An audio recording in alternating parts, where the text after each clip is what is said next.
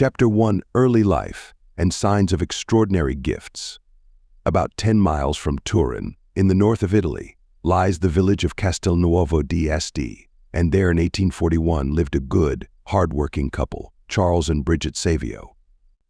About that time, however, there was scarcity of labor in the neighborhood, and they accordingly moved away in the direction of Chieri, which is about 9 miles southeast of Turin, and having settled at the little township of Riva, Charles Savio applied himself to his trade of an ironworker.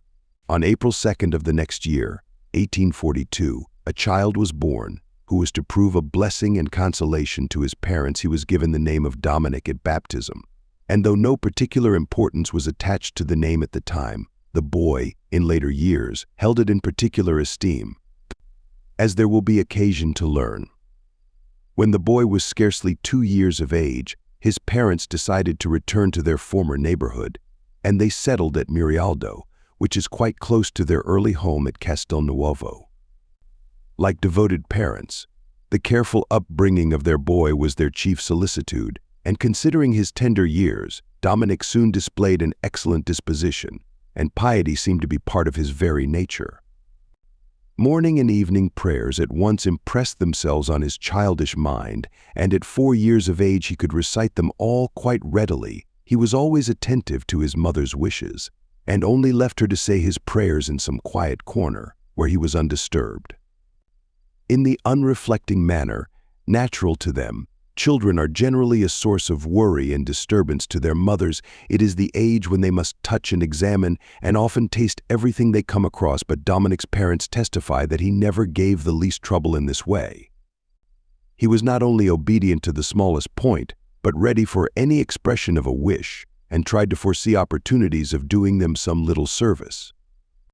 He was quite above the average in his appreciation for his parents' kindness, and he had his own method of expressing it, particularly as his father returned from his day's work.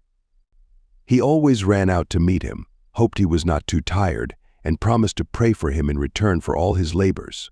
So saying, he would enter the house, place his father's chair ready, and attend to all his wants. This childish appreciation and thoughtfulness, says his father, were naturally very welcome to me, and as evening drew nigh I began to feel a particular longing to get home. To receive and give these marks of affection for the boy was everything to me. Day by day the child's piety increased, and from the time that he was 4 years of age, there was no need to remind him of his prayers, whether morning or evening or at meals, or at the time of the Angelus. In fact, he would even remind others, should they appear to forget them. One day some distraction occurred as they were sitting down to dinner, and grace before meals was forgotten, but little Dominic was too attentive. Father, he said, we have not yet asked God's blessing on our food. And he straightway made the sign of the cross and began the usual prayer. At another time a stranger was staying in the house, and he sat down to his meal without any act of religion. Dominic did not like to speak of it openly, yet he was too much moved to remain at the table, and went to one of his quiet corners. When he was questioned about this unusual proceeding by his parents, he replied, I could not remain at table with one who eats as do the beasts without a thought of God. Chapter 2: Examples of Youthful Virtue at Mirialdo. His early days at school. It is a common thing to find people who are incredulous on the subject of youthful piety, and therefore it would be well to state at the outset that, for the following account, the writer is drawing directly from the narrative of the parish priest of the district in which Mirialdo lay. In his written account he states, soon after I had been appointed to Mirialdo and had commenced my duties, my notice was drawn in a special manner to a little boy of about 5 years of age who was brought by his mother to the church. His gentle countenance, his air of composure, his whole demeanor so devout and attractive, drew my attention to him, as they had already drawn the notice of others. When he had learnt the way to church, he would sometimes arrive there before the doors were opened. However, it did not suggest itself to him to spend the interval in play, as doubtless other boys would have done. But he used to kneel down on the steps, place himself in an attitude of prayer, and remain thus till the church was opened. Neither rain nor snow seemed to affect him in any way when he was thus occupied. It was therefore very natural that I should be curious to make the acquaintance of this extraordinary child, and I found that he was none other than the little son of the blacksmith, Charles Savio. If he ever saw me in the street, he immediately made a respectful and joyful salutation and always anticipated my greeting. It was about this time that he commenced to attend the parish school, and his already acquired habits of diligence and of taking pains with everything soon showed their effect in his rapid progress. He had, of course, to mix with the young and thoughtless boys of his own age, but he always managed to avoid their little quarrels and disputes, although this at times brought upon him taunts and insults, which he bore with remarkable courage and patience. The usual boyish, but by no means praiseworthy, tricks and escapades were part of the usual program of his companions, but Dominic generally found means for being otherwise employed when these were in progress. The little habits of piety already described increased with the growing years of his boyhood and developed in proportion as he had scope for its practice.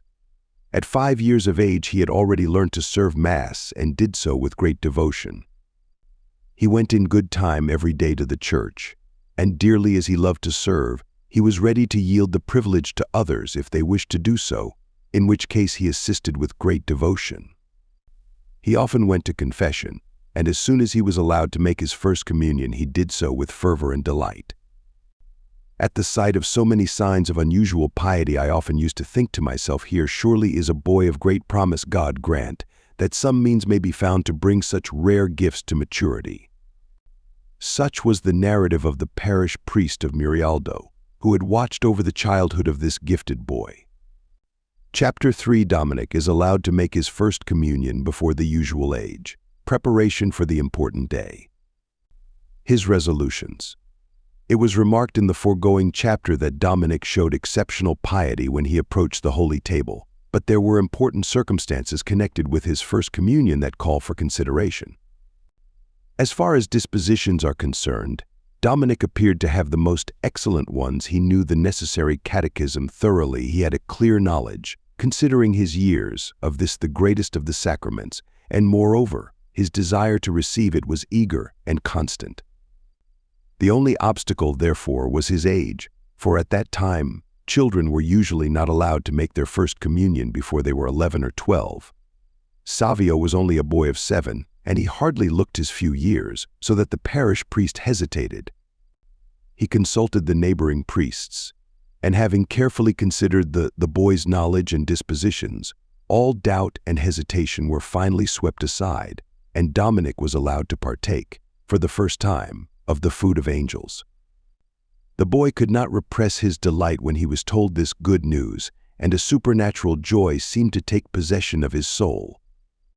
He ran to his mother to tell her he was eager to spend more time in prayer, or in reading the instructions for Holy Communion. He spent more time than ever at church.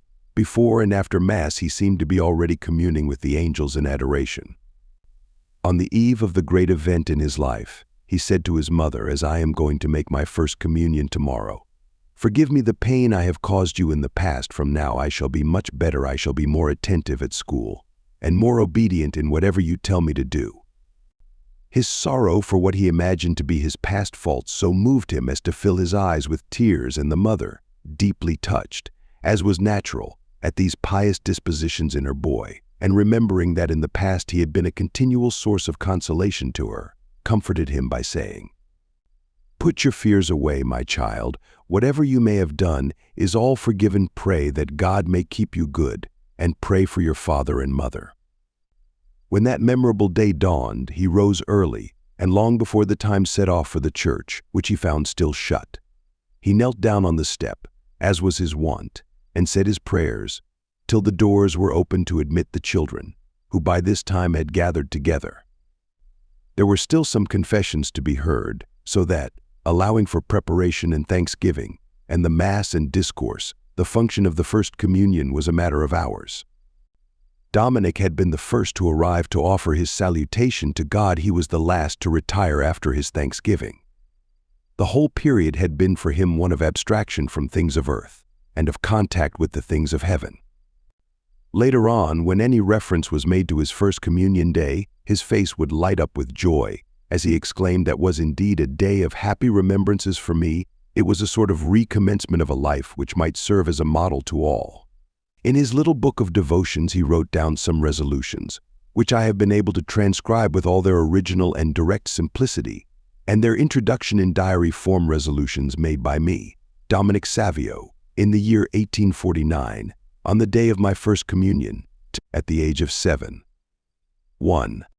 I will go to confession often, and as frequently to Holy Communion as my confessor allows. 2. I wish to sanctify the Sundays and festivals in a special manner. 3. My friends shall be Jesus and Mary. 4. Death rather than sin. These resolutions were not simply written out and then put carefully away. He read them very often, and they were a guide to him throughout his life. If among the readers of this little work there should chance to be some who are yet to make their first communion, I would strongly urge them to follow young Savio as their model. But in particular, fathers and mothers, and those who exercise any authority over the young, should attach the greatest importance to this religious act, for a first communion that is well made constitutes a solid moral foundation for the whole future life. And it would be indeed surprising if this solemn act, when worthily performed, did not result in a virtuous life. On the other hand, great numbers of young people are met with, who are the despair of their parents and of those who interest themselves in them. The root of this evil is generally found to lie in the fact that their preparation for First Communion was carelessly conducted, or in great part neglected. It would be better to delay it, or even not to make it at all, than that it should be made badly. Chapter 4. Dominic's school career at Castelnuovo d'Este. Trials and difficulties. His treatment of evil counsel. His master's encomium. As his early studies were now completed, Dominic should have been sent away to a higher school for more advanced classes, which a small country place could not provide. He was very desirous that this should be arranged, and his parents were greatly in favor of it, but their condition did not allow of the realization of such ambitious plans. Divine Providence, however, intended to provide the means so that the boy might attain the end appointed for him. Dominic had often said in his playful manner, "If I were a bird, I should like to fly every morning to Castelnuovo d'Este so as to go on with my studies." His eager desire to continue his studies made overcome all difficulties, and it was arranged that he should attend the municipal schools, although they were 2 miles away from his home. He had to walk there and back. He was not yet 10 years of age, and all the variations of weather, both for summer and winter, had to be put up with, but all difficulties were to be overcome. Dominic was satisfied that he was thus performing an act of obedience to his parents, which meant advancing in the science of the saints, and this appeared to him more than enough reason for putting up with any inconvenience. One day an elderly person saw Dominic going along the road about 2 o'clock in the afternoon, under a broiling sun, and, meaning to give him a little encouragement, said to him, "Are you not afraid to go so far alone?" "I am not alone," said Dominic. "I have my angel guardian with me, accompanying every step. But surely you find the journey long and tiresome in this very hot weather." Nothing seems tiresome or painful when you are working for a master who pays well. And who is your master? It is God, our Creator, who rewards even a cup of cold water given for love of Him.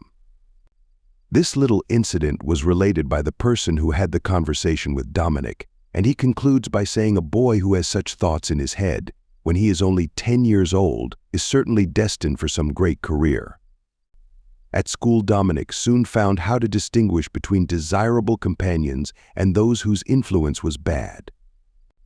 If he noticed one who was diligent and respectful, who knew his lessons well, and always worked hard, Dominic sought his companionship. An unruly, insolent boy, or one who neglected his work, he left severely alone.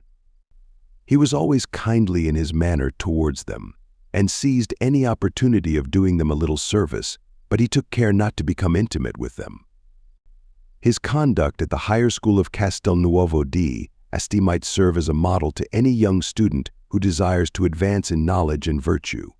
For this reason, the account given by his master is useful and noteworthy. He says, "I very willingly send you an account of Dominic Savio, because in a very short time he gained a high place in my estimation and affection, and because I still have a vivid recollection of his excellent behavior, his zeal in good works, and his many virtues. I cannot say much about the performance of his religious duties, for he attended the parish church of his own district, which was 2 or 3 miles from the school. For that reason he did not belong to our confraternity, though he was just the sort of boy we should have been glad to admit. He came to this school as soon as his elementary course was over, beginning on the feast of Saint Aloysius, June 21st, 1852. That was, in itself, a little extraordinary, for the great patron of young students found no more devoted follower than Dominic. He was gentle in appearance and manner, and had an air about him of mingled gravity and affability. His disposition was always marked by calmness and good nature, both in school and out of it. His conduct was such as to produce a most agreeable impression, and for me to deal with him in the course of his school work was like a reward for the many fatigues so often to be endured in the training of boys, who are often dull and not eager for lessons. Hence it may very well be said that he was Savio wise, not only in name but in fact, viz. in his studies, in piety, in conversation, and his dealing with others, and in all his actions. From the day he entered the school to the end of that scholastic year, and during the 4 months of the next year that he spent with us, his progress in his studies was little short of phenomenal. He speedily gained the first place in his class and the other honors of the school, and invariably got full marks for the subjects which were examined from time to time. These eminently successful results must be attributed to his exceptional abilities and to his love of study and virtue. Deserving also of special praise was his exactness in every duty, no matter how trivial, and his constant attendance at the classes, in spite of all difficulties and of his long walk to the school. He was by no means a robust or vigorous boy, and this going to and from school, a distance of nearly 3 miles each way, would in itself be ample proof of his assiduity in his studies. But during that year, 1852 to 1853, he showed signs of weakness and general failing health, so that his parents decided on a change of abode. I was disappointed at losing so promising a pupil, to whom I had become attached, but I had expected to lose him, for I had seen that his delicate constitution was beginning to give way under the strain, and when I heard later on that he was to go to the oratory at Turin, I was quite satisfied, as I knew he would there have the opportunity for the cultivation of his rare intellect and piety. Such is the account given by the master of his class. Chapter 5. Dominic's school life at Mondonio. His conduct under a calumnious charge. It would seem that divine providence had designed to make it clear to Dominic that this world is truly a land of exile, where, like pilgrims, we are always moving from place to place, or it may have been that it was in order to make him known in several districts, that his virtues might be displayed in each. As has been mentioned, it was towards the close of the year 1852 that Dominic's parents found that their boy's health would necessitate another change of abode, and this time they went to Mondonio, a village not far away from Castelnuovo. Here again we find that nothing but the most edifying reports are given of Dominic. It will not be necessary to quote a full account given by his master at Mondonio, for it repeats the good points mentioned by his former master at Murialdo. Attention will be drawn only to certain facts of particular importance. The priest in question writes, I can state, without hesitation, that during my 20 years' experience with boys I never met one to equal Savio in frank and genuine piety. He was gifted with a wisdom beyond his years, and his diligence, application, and affability made him a favorite both with masters and companions. When I noticed him in church, his recollection was such as to fill me with wonder. His manner and attitude suggested the thought, here is an innocent soul to whom the delights of heaven are opened, and who by his piety soars aloft to the company of the angels in heaven. The following incident is worthy of special record. One day a serious offense had been committed by certain pupils of mine, and the guilty ones, when found, were to be expelled. The culprits thought out several expedients in order to escape the punishment, and at last settled on the plan of accusing Dominic of the offense. I very naturally refused entirely to believe that Dominic would be capable of any such thing, but the story and accusation were so skillfully put together that it had all the semblance of truth and conviction. When I entered the school in the morning, prepared to deal with the matter, I was in an indignant frame of mind and spoke in general terms to the class. Then I turned to Savio and spoke very severely to him, telling him that he deserved to be expelled, and it was only because it was the first offense he had been guilty of, that he would not be sent away, but that if ever the like occurred again, expulsion would certainly follow. Dominic might have very easily shown that he was entirely innocent, but he made no reply. He hung down his head, as one who was deservedly reproved, and made no attempt at clearing his character. But it is seldom God's way to let the innocent remain under the cloud of calumny, and on the very next day the culprits were discovered. Deeply regretting now the harsh terms of the reproof I had made to the boy, I sent for him and said, "Why did you not tell me that you had had nothing to do with it?" He replied in his usual candid manner, "I knew that the guilty boy was already under threat of expulsion for other things, but I hoped to be forgiven, since it was the first act of misconduct ever imputed to me at school. I also remembered that our Lord had been unjustly accused." At this reply I was silent. I somehow felt that there was nothing more to be said. Not only the masters, but the whole school admired this act of generous resignation to suffering and insult on behalf of others, especially at the risk of being humiliated and disgraced. Chapter 6: My first meeting with Dominic Savio. Some curious incidents connected with it. The matter contained in the following chapters is based upon more personal and complete evidence, for almost all the incidents occurred under my own notice, and also in the presence of a large number of boys who are unanimous in their attestation of them. It was in 1854 that R. Cugliero, the priest who relates the incidents mentioned in the foregoing chapter, came to see me about a pupil of his. "Here in your oratory," he said, "there might possibly be boys equal to him, but I can safely assert that there is none to excel him. In fact, you find him to be another saint." Aloysius.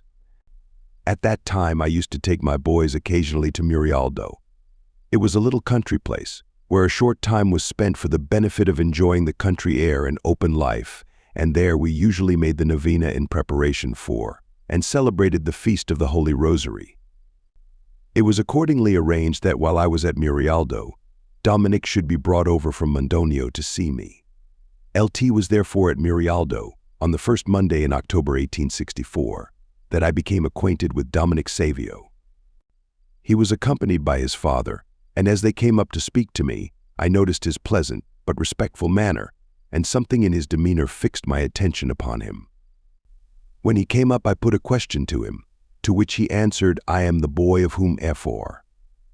Cugliero has spoken to you. I have come with my father from Mondonio."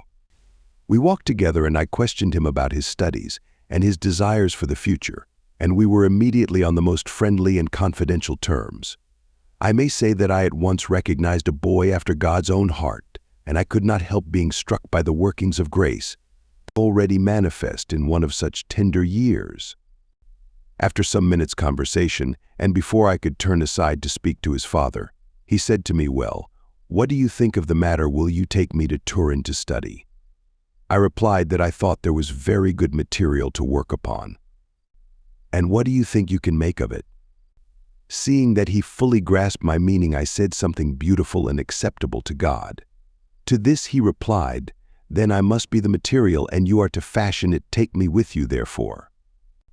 But I said, "I am afraid that your delicate health would not stand the strain of much study." "I don't think we need fear on that point," he said. "God's given me health and every assistance till now, and he will surely help me in the future." I then asked him what he thought of doing when his preliminary course was finished. To this he replied, if I could hope for such a favor from God, I ardently desired to become a priest.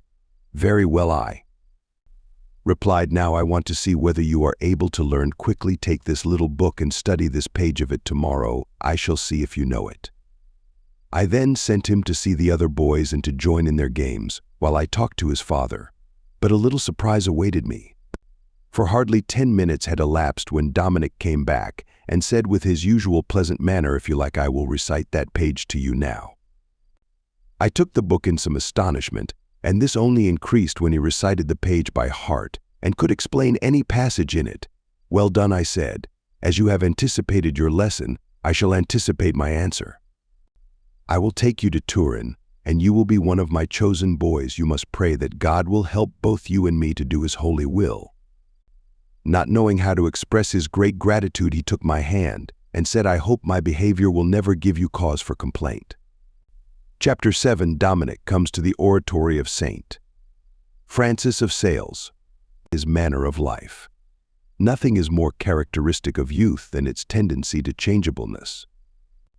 A decision is taken on a certain thing today. Tomorrow all will be changed. There may be virtue in a heroic degree one day, but on the next, the opposite may manifest itself, and this is where there is need of guidance and firmness in education, lest unhappy results should follow. There was no sign whatever of this in Dominic. All the virtues seemed to grow together in him, and he was able to practice them all in combination. Directly he came to the oratory, he came to my room in order to place himself, as he said, entirely in the hands of his director. He at once caught sight of an inscription which bore the favorite words of Saint Francis of Sales Domihi Animas que Teratoli. He began to read it attentively, and I desired him to grasp the meaning. So I helped him to make it out, the translation being "Give me souls, take away everything else." He seemed to reflect a moment, and then he said, "I think I understand here. The aim is not to gain money, but to win souls, and I hope that my soul will be included in the number." His mode of life was just the routine life of schoolwork, and at first there was nothing extraordinary to remark, beyond his scrupulous observance of every rule. At study or any other duty, he was at once diligent and zealous. Convinced that the Word of God is the guide to heaven, he was particularly attentive to instructions and sermons, and from them he gathered maxims and rules of conduct which formed his constant guide. He always made a point of asking for explanations of difficulties, and thus he was able to make continual progress in virtue and in exactness in the performance of his duties, so that it would be difficult to go beyond the excellence he attained.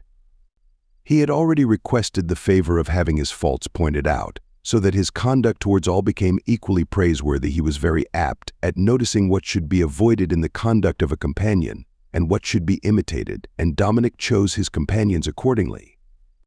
The year 1854 was drawing rapidly to its close. It was a memorable year throughout the Catholic world, for all were awaiting the declaration of the dogma of the Immaculate Conception. We at the oratory were preparing to celebrate the occasion with due solemnity and endeavoring to draw some spiritual advantage from it. Savio was one of those who felt a desire to celebrate the great day in the manner most acceptable to Our Lady. He wrote out on 9 pieces of paper an act of virtue to be practiced every day of the novena, drawing out one each day. These he faithfully put into practice and approached the sacraments with great devotion. On the evening of December 8th, Dominic knelt before the altar of Our Lady and, with the approval of his confessor, renewed the promises made at his first communion, begging particularly that he might be faithful to the last of the 4, repeating his petition several times. Strengthened thus in fervor by his recourse to the Immaculate Mother of God, his conduct appeared so edifying and included such acts of virtue that I began to note them down so as not to let them be forgotten. Coming now to describe the particular doings of the boy, I find that I am confronted with quite an array of events and virtuous actions deserving of mention. For the sake of greater clearness, I propose to group together certain incidents which deal with one phase or one particular matter, rather than to adhere to a strict chronological sequence. Chapter 8. His studies at the oratory, his conduct at school, his dealings with quarrels and special dangers. Having already laid a good foundation at Mondonio for the study of Latin, and owing to his powers of application and exceptional talent, Dominic was soon raised to the 4th class, which, according to present scholastic arrangements, would correspond to the 2nd course of Latin grammar. During this course he was one of the pupils of Professor Bonzanino, for at that time classes for students were not yet conducted at the oratory itself. Were I to speak here of his conduct, of the advancement he made, of his exemplary behavior, I should have to repeat what his previous masters said of him. I shall therefore restrict myself to relating some incidents which were noted down during this period by those who were closely associated with him. The professor himself often said that he could not recollect ever having had a pupil more attentive, more respectful than young Savio, for he was quite a model in everything. There was never any affectation about his manner or appearance. He was always careful and courteous, so that his companions, many of whom were drawn from good families, were anxious to become friendly and to converse with him. If the professor noticed a pupil who was restless and troublesome, he contrived to put him near Dominic, who in his own tactful way was sure to get him to keep silence and apply himself to study or the work then in hand. It is during this year that the record of Dominic's life gives us an incident full of heroism, and which is the more remarkable when his youth is taken into consideration, for he was only 14 when he came to the oratory. The occurrence in question concerns two of his school fellows, between whom a fierce quarrel had arisen, on account of some remarks on a point of family honor. The quarrel proceeded from the exchanging of insults to the giving of blows and stone-throwing. Dominic came to hear of this quarrel, but he saw the difficulty of trying to interfere, for both boys were older and bigger than he was.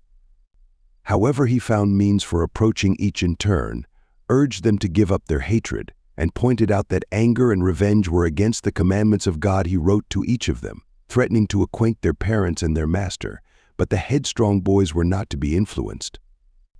Their minds had become so embittered that all entreaties were in vain. Apart from the risk of bodily injury to themselves, Dominic was most concerned with the offense against God, and he was eager to find some means of effectually interfering, but was perplexed as to the manner of doing so. He then seemed to have an inspiration. He waited for the boys after school, and contriving to speak to each alone, he said, "Since you will persist in this insane and sinful quarrel, I ask you to accept one condition." Each agreed, provided it did not interfere with their challenge of a fight with stones, and indulged in some very unbecoming language in reference to his enemy. The very language was enough to make Savio shudder, but desirous of preventing a greater evil, he said, "The condition I wish to impose does not interfere with the challenge. Then what is it? I shall not tell you till you meet for the duel." They thought he was making game of them, but Savio insisted that he was quite serious and that he would be on the scene. Neither could conjecture what his plan was. The place for the fight was a lonely spot outside the town.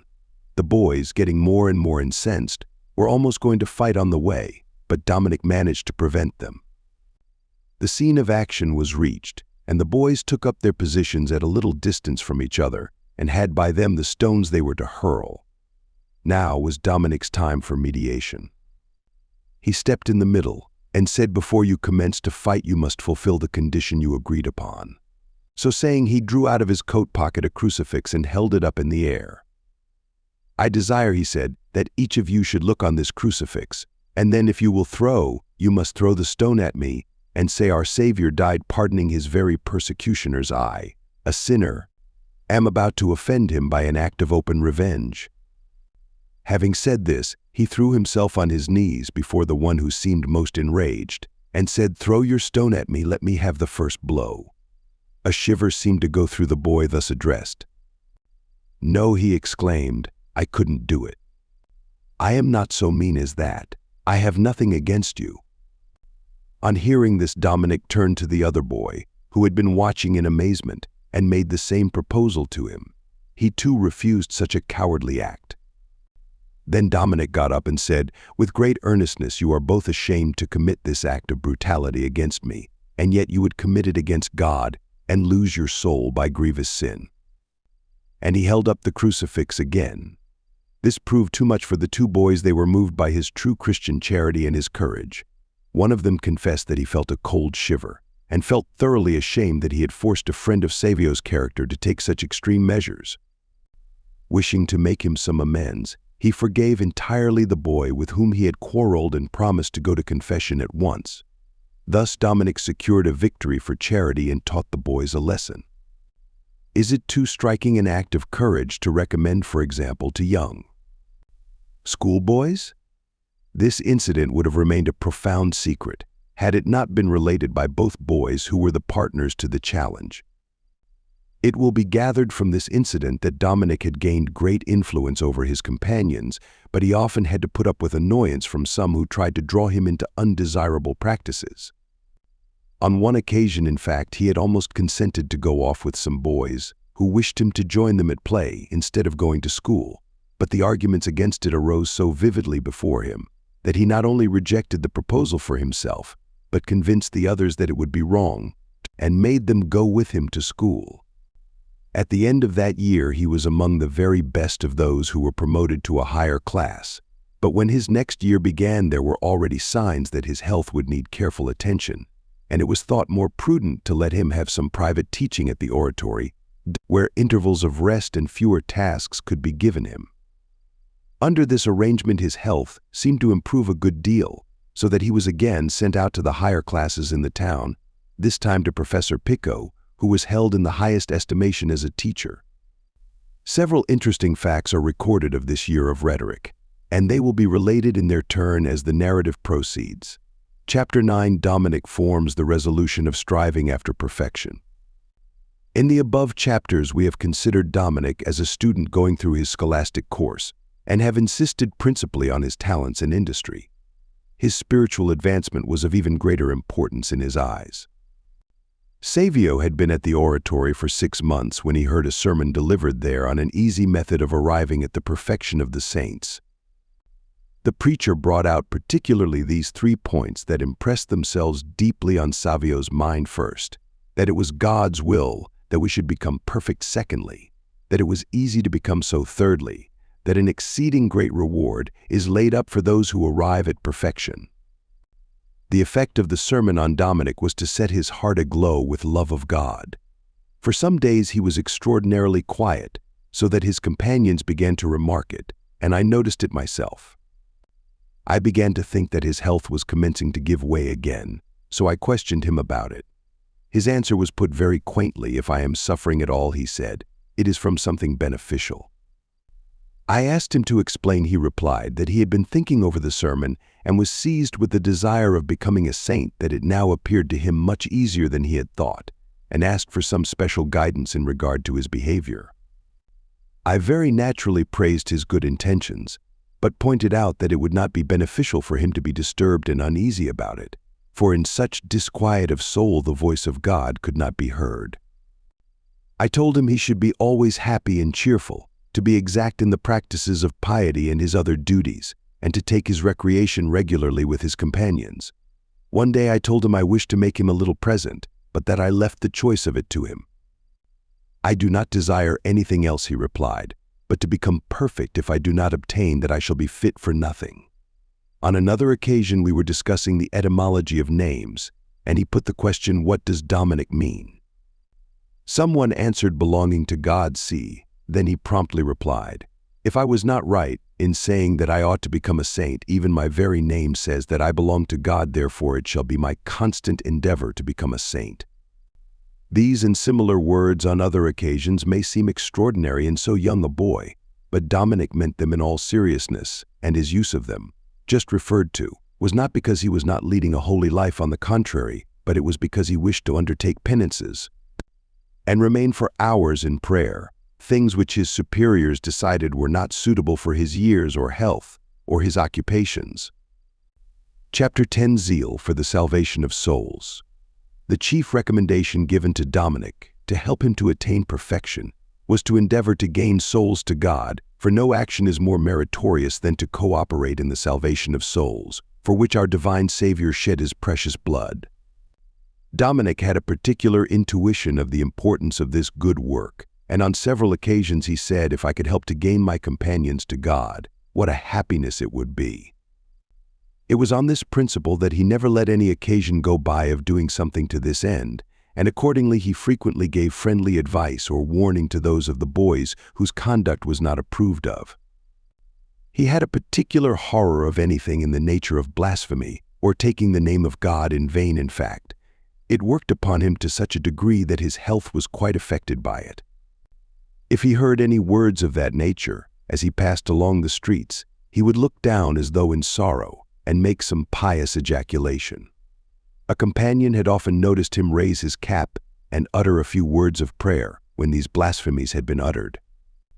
On another occasion, as he returned from school to the oratory, he heard an elderly man utter some very blasphemous words. Dominic shuddered and immediately offered up his pious ejaculation as reparation. But he was satisfied neither, nor disposed to let it pass.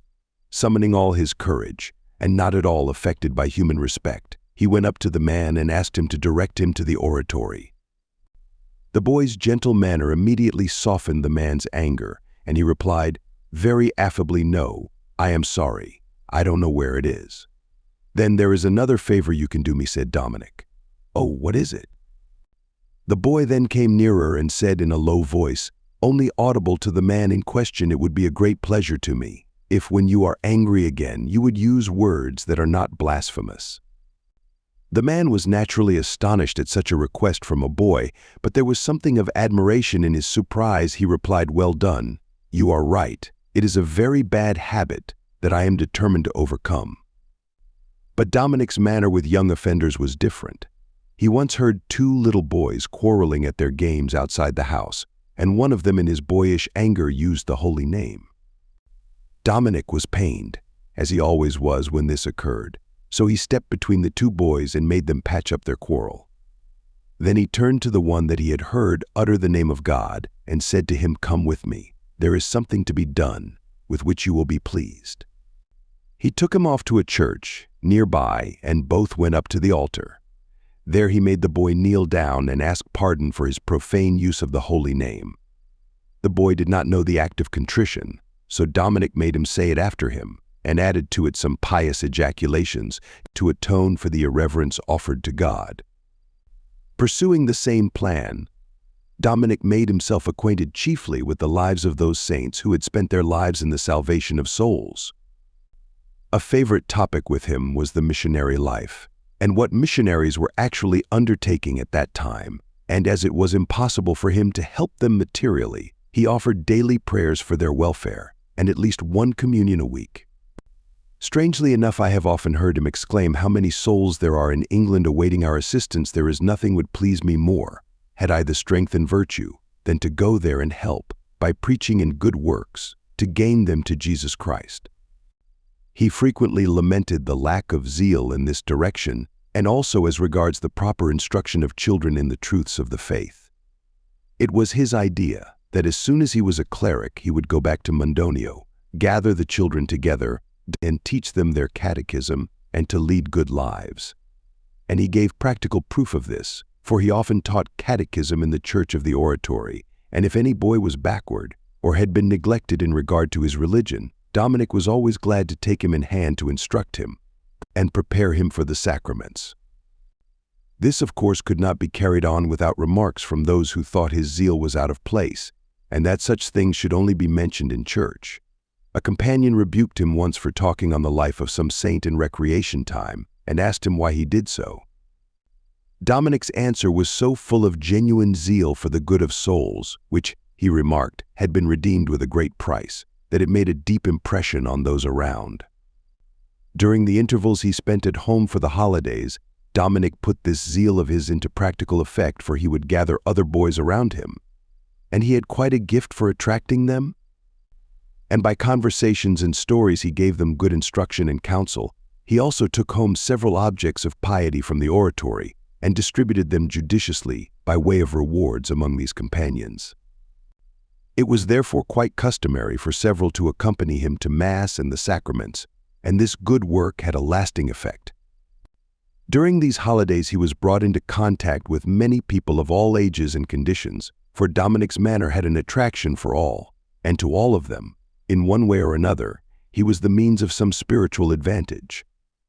No wonder that his reputation began to spread, even at that time.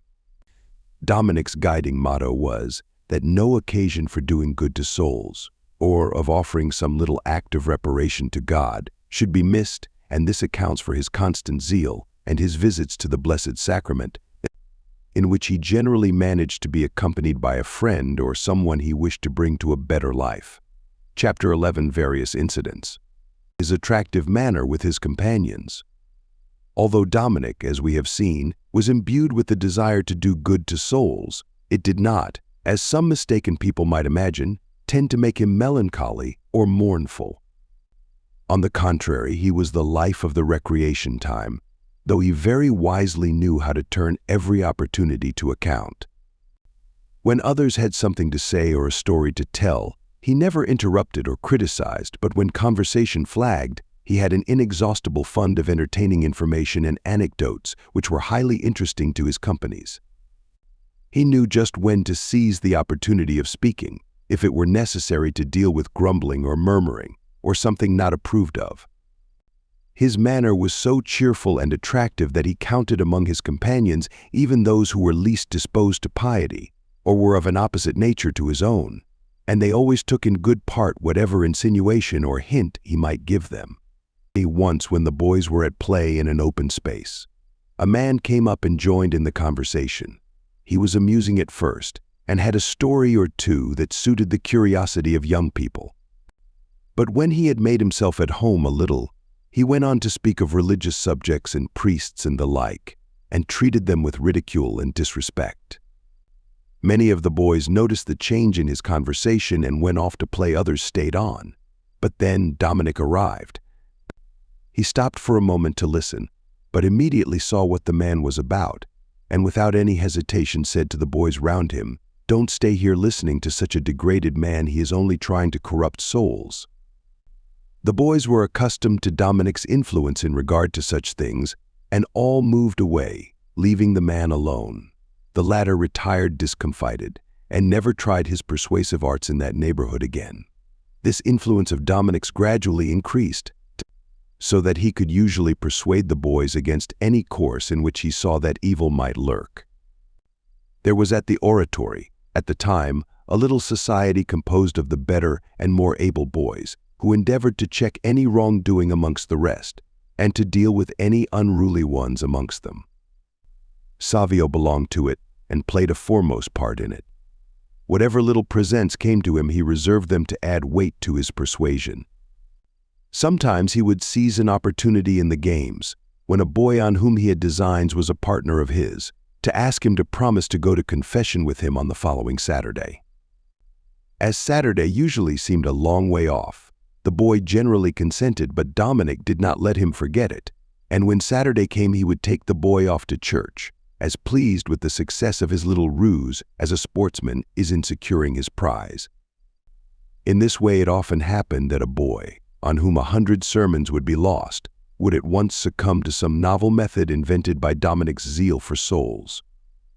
However, it occasionally happened that on the appointed day, the boy who had promised to accompany him to confession would be missing. As soon as Dominic saw him again, he would say, "Ah, you disappointed me, you didn't keep your promise." The boy would bring forward some excuse, but he was never able to convince Dominic, who easily explained to the boy that he had been caught in one of the devil's tricks for putting off confession.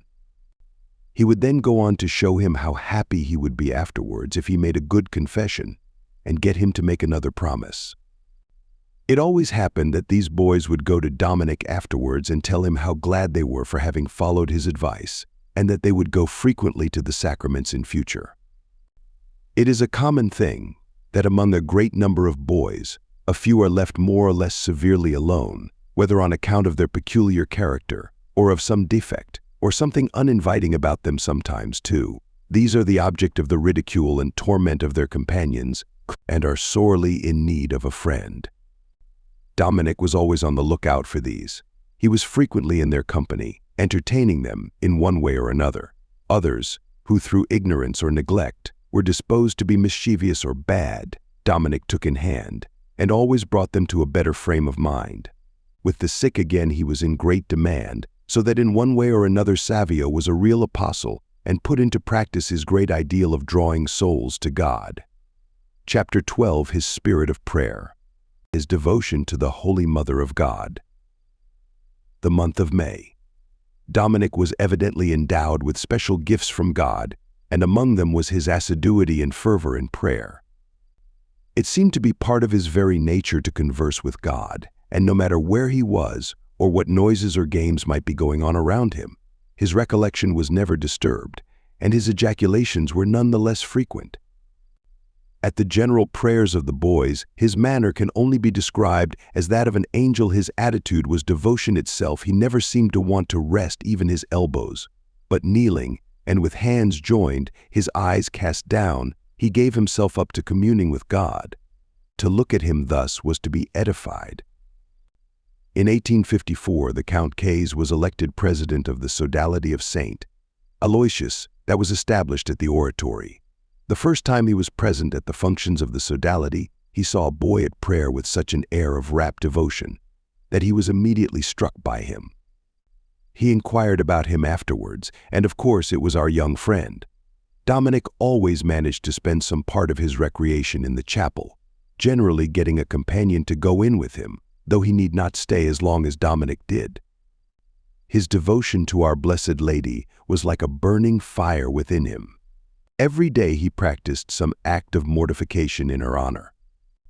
Attracted by her heavenly beauty, he had no desire of gazing on things of earthly mold, and the thought of her purity and modesty prevented him from taking interest in the ordinary entertaining sights of the town which so much attract the average boy.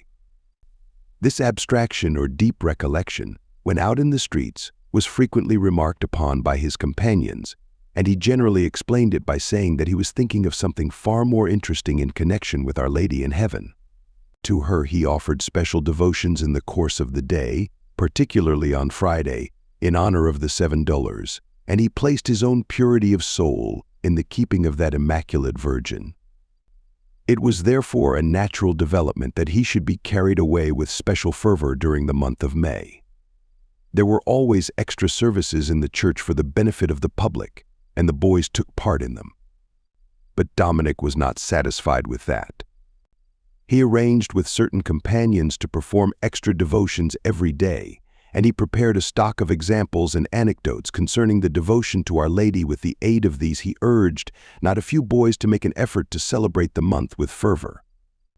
Needless to say, he received Holy Communion every day during that period and was a shining example to all those that came in contact with him. A little incident is told in connection with this month. It was proposed by someone that a little altar should be erected in the dormitory to which Dominic belonged, and a collection was made all round for contributions towards its expense. Savio found himself among the number of boys who had no pocket money at the time, yet it was not to be thought of that he should be out of the contribution to so good a cause. He soon conceived a plan. He had among his books one that was of some value, which he had received as a prize. He proposed that this should be sold and the proceeds given to the altar. Others thought they would adopt the same plan. They accordingly got together a few of their things that might be desirable in the eyes of companions and arranged to have a sort of lottery. Purchasers were soon found, and the result was ample for the decoration of the altar.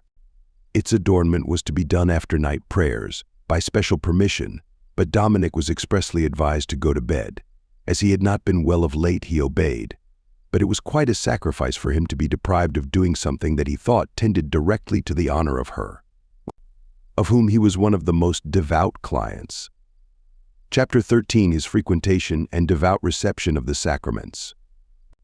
The confirmed experience of those who have assisted in the spiritual training or the general education of the young is that the sacraments of confession and Holy Communion are the best safeguards and the strongest supports for that critical period of their life. If you can show me a boy who frequently receives the holy sacraments, it will be enough to convince me that he will pass through the years of youth, reach the age of manhood and maturity, and if God so disposes, arrive at a venerable old age. And all during that time will be an example to those who know him. This should be impressed upon the young so that they may form this excellent habit. It should be seriously considered and grasped by all who share in the education of the young, so that they may assist them to put it into practice. Apart from certain establishments, few in number, it was not usual in the time we are treating of, for children or adults to go frequently to the sacraments, and so Dominic Savio had only been accustomed to go once a month to confession and communion before he came to the oratory. But from that time he began to go more often. In fact, it had been stated in the pulpit of the oratory chapel that if the boys were really desirous of walking in the path of virtue and persevering in it, They should practice 3 things to go regularly to the sacrament of penance, to approach the holy table very frequently, to open their heart freely to their confessor. Dominic had noted down these counsels, for in such things he had a special knowledge of what was important. He chose his confessor, and only had the one during his stay at the oratory. In order to make quite sure that everything was correct, and to form a right estimation of his conscience, he made a general confession. Then he began to go every fortnight, and then weekly. His habit of monthly communion was soon altered to a weekly one, and then to several times a week, and then to a daily one. At one time he seemed to become scrupulous and wished to confess oftener, but his confessor forbade him to go more than once a week, and he adhered to this direction. But in this confessor he had the utmost confidence, and opened his whole soul to him. Even out of confession he often consulted him about the affairs of his soul, and in regard to a change of confessor he very acutely said the confessor is the soul's physician. You do not change your doctor unless he proves unworthy of your confidence, or unable to deal with your complaint. Neither of these cases applies to me. I have entire confidence in my confessor, and I do not know of any diseases of the soul that he cannot cure. However, this confessor directed him to go to another priest from time to time, especially at the monthly exercises for a good death, and the boy did so. In these matters, indeed, he had special gifts. He used to say that he could not possibly be in need of spiritual comfort or strength, for he got all the guidance he required from his confessor, and all the desires of his soul were satisfied in the delights of Holy Communion. Nothing could be added to his happiness. Until it was time for him to be admitted to the unveiled presence of our Lord, whom he now beheld on the altar with the eyes of faith. It was this frame of mind that conduced to Dominic's perpetual calm and cheerfulness, and the special joy that seemed to accompany his daily life. However, it must not be imagined for a moment that he was not observant in the extreme, lest anything should prevent his being prepared to go daily to the Holy Sacrament. On the contrary, his conduct was on all occasions singularly without blemish. I have questioned those who were with him during his 3 years amongst us, and who lived the same student's life with him, and not one of them could, after due reflection, bring forward any defect or negligence, or suggest any virtue in which he was lacking. And yet boys have a high standard when judging of such things in their companions. In regard to his actual reception of Holy Communion, he used to say a special prayer of preparation the night before. In the morning he prepared with the other boys during Mass, and with his own particular devotion, but his thanksgiving cannot be said to have ever terminated. It was quite an ordinary occurrence that, if not specially called or aroused, he would not remember breakfast time or even school time, remaining in prayer, or rather in a sort of contemplation and adoration of the goodness of our divine Lord, He who communicates with souls in His own ineffable manner. If he could spend an hour during the day in the presence of the Blessed Sacrament, it was his utmost delight, but he always found time for a visit every day, and got someone to go with him if possible. His favorite prayers were a series of acts in reparation to the Sacred Heart of Jesus. They were a well-known devotional practice, and to be found in most prayer books, in order that his communions might be more fruitful and meritorious, and that there might be a motive of renewed fervor every day. He always had a definite intention in view. His intentions were thus distributed over the week: Sunday, in honor of the Blessed Trinity; Monday, for the welfare of spiritual and temporal benefactors; Tuesday, in honor of my patron saint, Saint Dominic, and of my guardian angel; Wednesday, in honor of Our Lady's 7 Dolours, for the conversion of sinners; Thursday, for the souls in purgatory; Friday, in honor of the Sacred Passion of Christ; Saturday, in honor of Our Lady, to obtain her protection in life and death. Whatever devotions were practiced in honor of the Blessed Sacrament, he took part in them with eager joy and delight, and would accompany the priest when taking Holy Viaticum, if he were allowed. One day a priest was passing across a muddy street with the Blessed Sacrament, when Dominic was near. There had been a great deal of rain, and it was muddy all round. But the boy took no heed of that. He knelt in the mud and made his act of adoration. A companion remonstrated that he need not have knelt in the mud, that God did not command it, and did not wish him to dirty his clothes in that way. But that was not at all Dominic's view of such things. He replied that trousers as well as knees belonged to God and should therefore be employed in his honor. Whenever I approach the sacramental presence, he said, I would not only throw myself in the mud, but even into a fiery furnace, for thus I should be consumed with that fire of infinite charity, which moved our Lord to institute the most holy sacrament. On another occasion, he noticed that a soldier was standing while the Blessed Sacrament was being carried by Dominic, did not like to invite the soldier to kneel down, so he took out his handkerchief, spread it on the ground, and made a sign that he might kneel on it. The soldier was a little confused at this hidden rebuke, but he left the handkerchief alone and knelt down where he was, in the middle of the street. One of Dominic's delights was to be dressed as a cleric for the great procession of the Blessed Sacrament on the feast of Corpus Christi. His whole bearing revealed the depth of his faith and the excess of his love. Chapter 14, His Mortifications. It will be rightly conjectured that many reasons forbade that Dominic should undertake any extraordinary penance. There was his age, he was only 14 or 15. There was his delicate health, there was the innocence of his life. But he knew that it is difficult to maintain fervor and purity of soul without some austerity, and this consideration made him ready for penances and mortification, and by mortifications I do not here allude to the insults and unpleasantness that he had to bear, or to his continual restraint over his senses, whether in class, study, or recreation. This form of penance was a habit with him. I refer now to actual penances, painful to the body.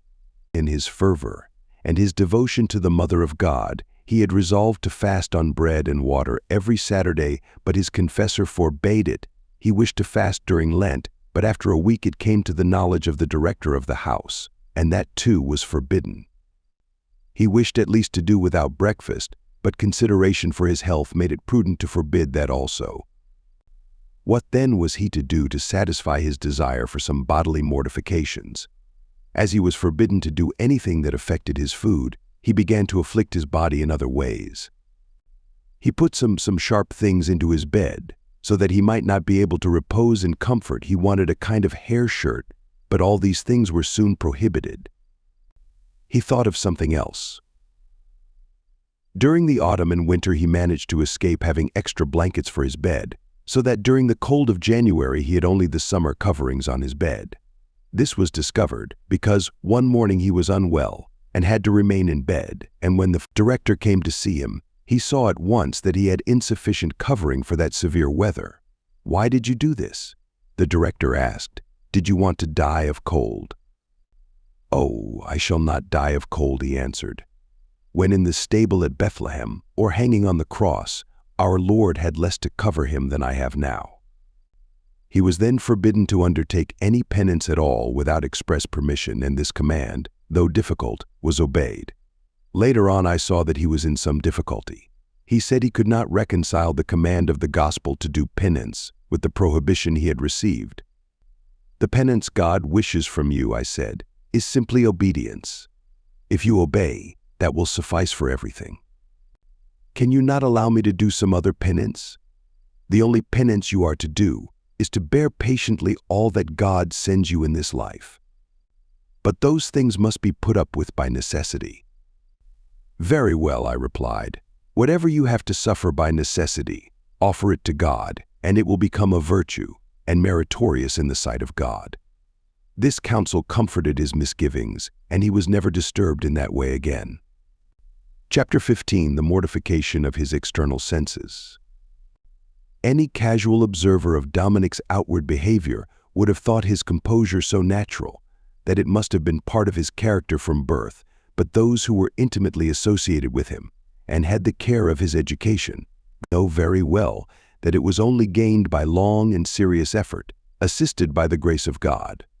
To obtain the guard he had over his eyes, he had to make so great and constant an effort that he once told a friend that his head often ached in consequence of it, but the restraint he had acquired was so complete that no one ever saw him give an unguarded glance or indulge his sight to the least degree. The eyes are like two windows, he would say, and it depends upon yourself whether you admit an angel or a devil by them. One day a boy had brought in, doubtless unthinkingly, a paper with some unbecoming pictures in it. A group of boys gathered round to see them, and Dominic thought some sacred pictures were being shown. So he came up to look also, but as soon as he perceived of what nature the pictures were, he was surprised, and taking hold of the paper he tore it into pieces. The boys stood around in silence. Then he quietly said, "Our eyes were given to see the beautiful things God has created, and you use them to gaze on such unseemly pictures, provided by the malice of Satan for the ruin of souls. Perhaps you have forgotten what you have so often heard, that one evil glance may stain the soul with sin, and yet you indulge your eyes with such objects as that." Some began to make excuses, but he easily showed them that they were but the snares of the devil, who could draw them on to sin by these means, and in the end no reply could be made to his arguments and recommendations. To this care of the eyes he joined particular reserve in conversation. He never interrupted anyone who might be speaking, and he often broke off his own sentences in the middle, if another showed that he had something to say. His masters and associates all agree that he was never observed to have said a single idle word, whether in class or in study, or during the fulfillment of any duty. Even when he was the object of unkindness or insults, he had a careful reserve over his words. One day he had spoken to a companion about a bad habit he had contracted. The latter forgot that this was a kindness, and answered with insults, and even struck and kicked him. Dominic was older and bigger than the other boy, and might easily have returned this treatment, but he sought no revenge but that of Christian charity. At first he became red in the face, but stifling all feeling of resentment, he said, "I forgive you, you have done wrong. But do not try that sort of behavior on others. In regard to the mortification of all his senses, I shall restrict myself to a few incidents." In winter time he had a novel way of treating his hands, for he was subject to chilblains, and these he exposed to the cold and wet as much as he could, so as to increase their size and painfulness. He even pricked them to make them smart the more. He thought that he was thus imitating, in a small degree, the wounds inflicted on the person of our divine Lord. His companions assert that in the very cold weather he went along slowly to school, so as to be exposed to the weather as much as possible. Wherever there are a number of young people living together, there are sure to be some who are ready with complaints. The arrangements of the house, the discipline, the bedtime, and such things, all form the subject of complaint from different persons, and occasionally great disturbances are caused. Savio was quite the opposite of this. He rejoiced if there were something that might be taken exception to, and particularly in his diet, he was always satisfied and equally pleased. He was economical to a degree, regarding the food as a gift of God, and therefore not to be despised even in the smallest way. He was always ready to do a service to others, particularly to the sick, and he eagerly seized occasions for doing this, since his health made him unable to undertake anything of a tiring nature. Little examples of his mortification, charity, self-forgetfulness, humility, and the like, might easily be multiplied, but these things were part of Dominic's very life, and went to make up that perfect whole which constitutes a pleasing offering in God's sight. Chapter 16, the Confraternity of the Immaculate Conception. Something has been said above about Dominic's devotion to our Blessed Lady, and it may be well imagined that the circumstances of December 1854 provided occasions for extra fervor that were not lost upon him. On the 8th of that month, the Sovereign Pontiff defined the dogma of Our Lady's Immaculate Conception, and the Catholic world was filled as with a wave of devotion. Young Savio was always practical in his manifestation of fervor. His idea was not only to celebrate the event, but to set on foot something that might be a permanent remembrance and might be productive in years to come of a continual stream of devout clients of Our Lady. He therefore set to work amongst his closest friends and proposed to them the formation of a sodality or association, to be called the Sodality of the Immaculate Conception.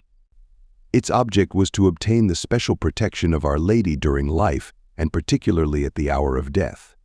The means proposed were to practice and promote acts of devotion in honor of the Mother of God, and the adoption of the practice of frequent communion by all members. It was to have a special rule, and these were the subject of long consideration, so that they were only in their final shape by June 8, 1856, about 9 months before his death. These were read out by him before the altar of Our Lady on that day. The articles were of an exhaustive character, 21 in number, providing for the regular meeting of the members, the spiritual duties undertaken, and the means for gaining the chief ends mentioned above. These rules were all submitted to the judgment of the director and concluded with an appeal to Our Blessed Lady to assist the associates and bless their efforts. Several of those who took part in the formation of this society were distinguished, like Dominic, for their piety and talents. One in particular was gifted with exceptional brilliance, and being afterwards ordained as a secular priest, he had a most fruitful apostolate and took a large share in the arrangements for the opening of the sanctuary of Our Lady, Help of Christians, at Turin, during the octave of which celebrations he was called to his reward. While still a cleric, he founded the Sodality of the Blessed Sacrament, which has since been a traditional sodality in our schools, and by its means effected great good among the boys of the oratory. Chapter 17. Dominic's Intimate Associates. From much of the foregoing it will be concluded that Dominic was a friend to all, and was regarded by all as a friend. If anyone did not feel drawn to him in a particular manner, it was impossible not to treat him with respectful regard. He was of such excellent dispositions, partly from his natural gifts, partly from his training and efforts, that he was often given charge of boys who needed some special care and skillful handling, so that he might gradually bring them up to the standard that flourished at the oratory. In carrying out these charges, he was particularly apt at profiting of every occasion that presented itself, whether in recreation or walks or church. But if he was regarded as a friend by the boys in general, he was something more to those who were associated with him in the sodality of the Immaculate Conception. These were his co-workers, counselors, and intimate friends. They were brought together for their extra devotions, their talks and arrangements, their discussions concerning the boys who were entrusted to their care for special guidance, and all other items concerning the apostolate of those who belonged to the sodality, and which was far-reaching in its scope. These conferences and propositions were made with the approval of the director, but were held by the boys themselves. Savio was the prime mover in these meetings, and in fact was looked up to as the teacher and guiding spirit. There were, however, several prominent members who were very like him in their zeal and piety, and in their skill and capabilities in assisting in the training of their younger companions. Many of these are still living and engaged in the priesthood, or in prominent positions. It would therefore, perhaps, not be tactful to speak of them directly. But I have thought it useful to call attention to two of them who have already been called away to their eternal reward.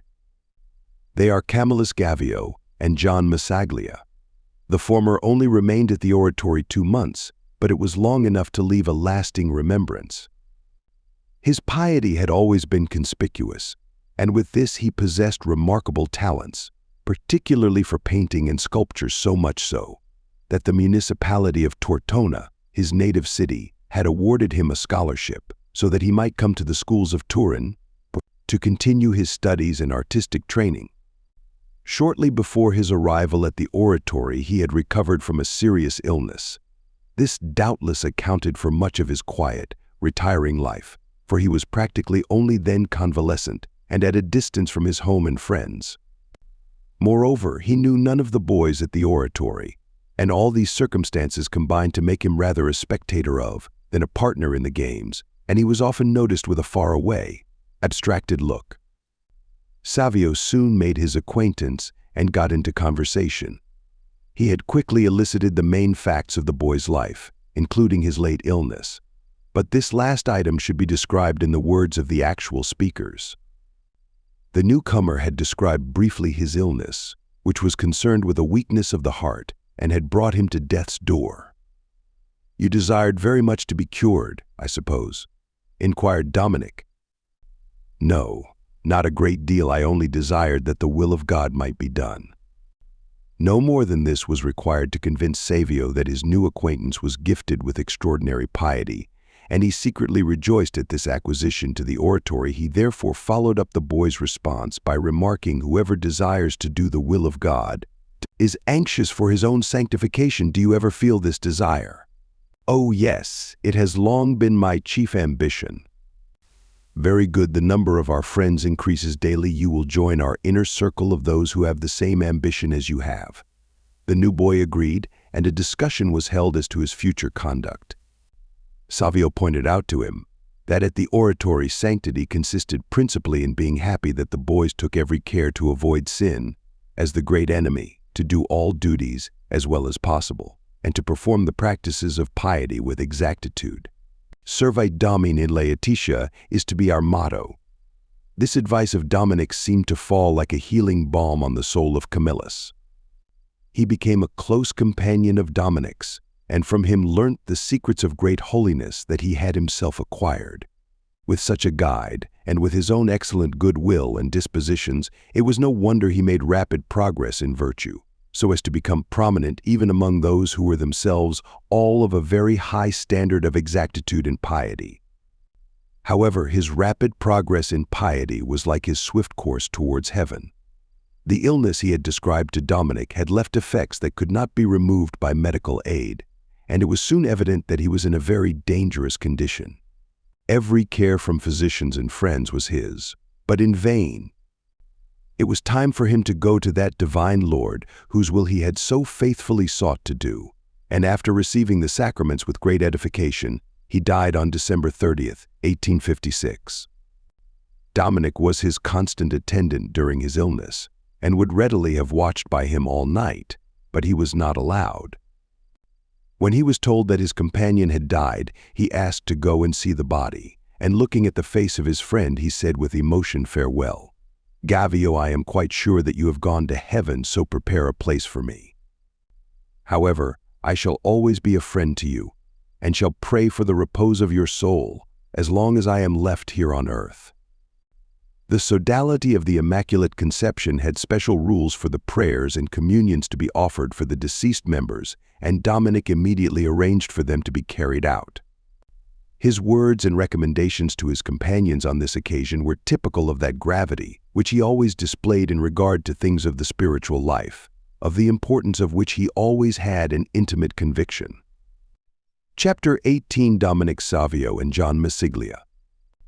There was a boy at the oratory whose character and career bore a striking similarity to Dominic's. He had come to Turin at the same time he had come from a little place quite close to Mondonio, so that they were practically from the one district.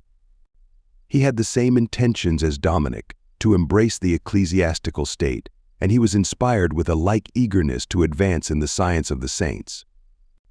This was John Masiglia.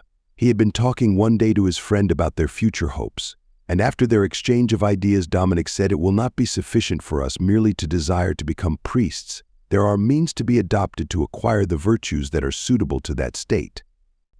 John replied that he was fully aware of it, but that he had confidence that they would have the grace to acquire them if they were chosen to be among the ministers of Jesus Christ.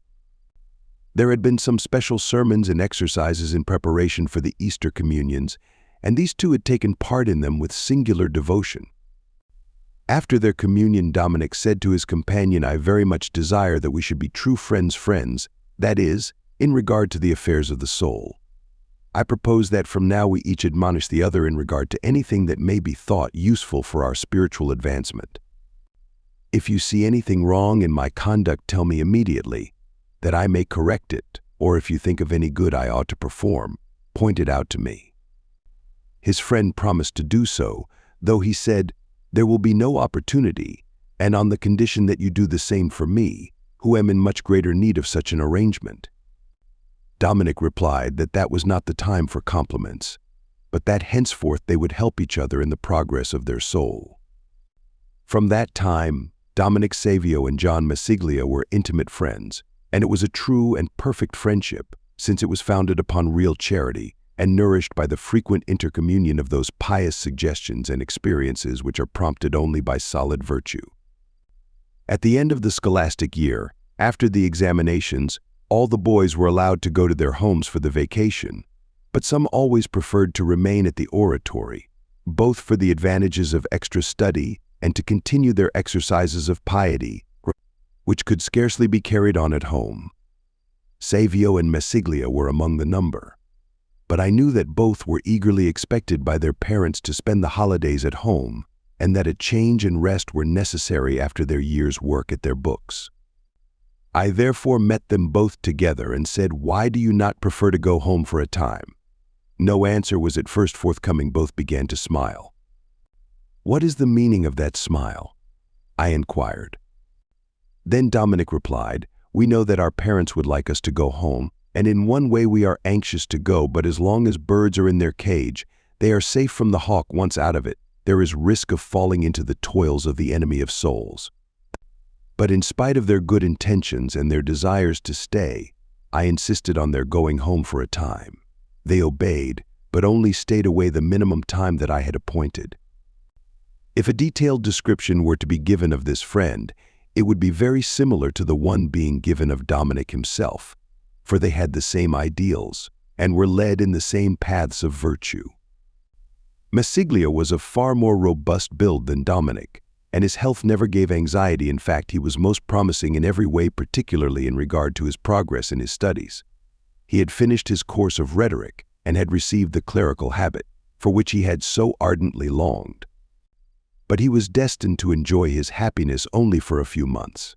Some indisposition, slight though it appeared to be, caused us to insist on his studies being laid aside for a time, and as he did not appear to recover, he was sent to his native place by the advice of the doctors.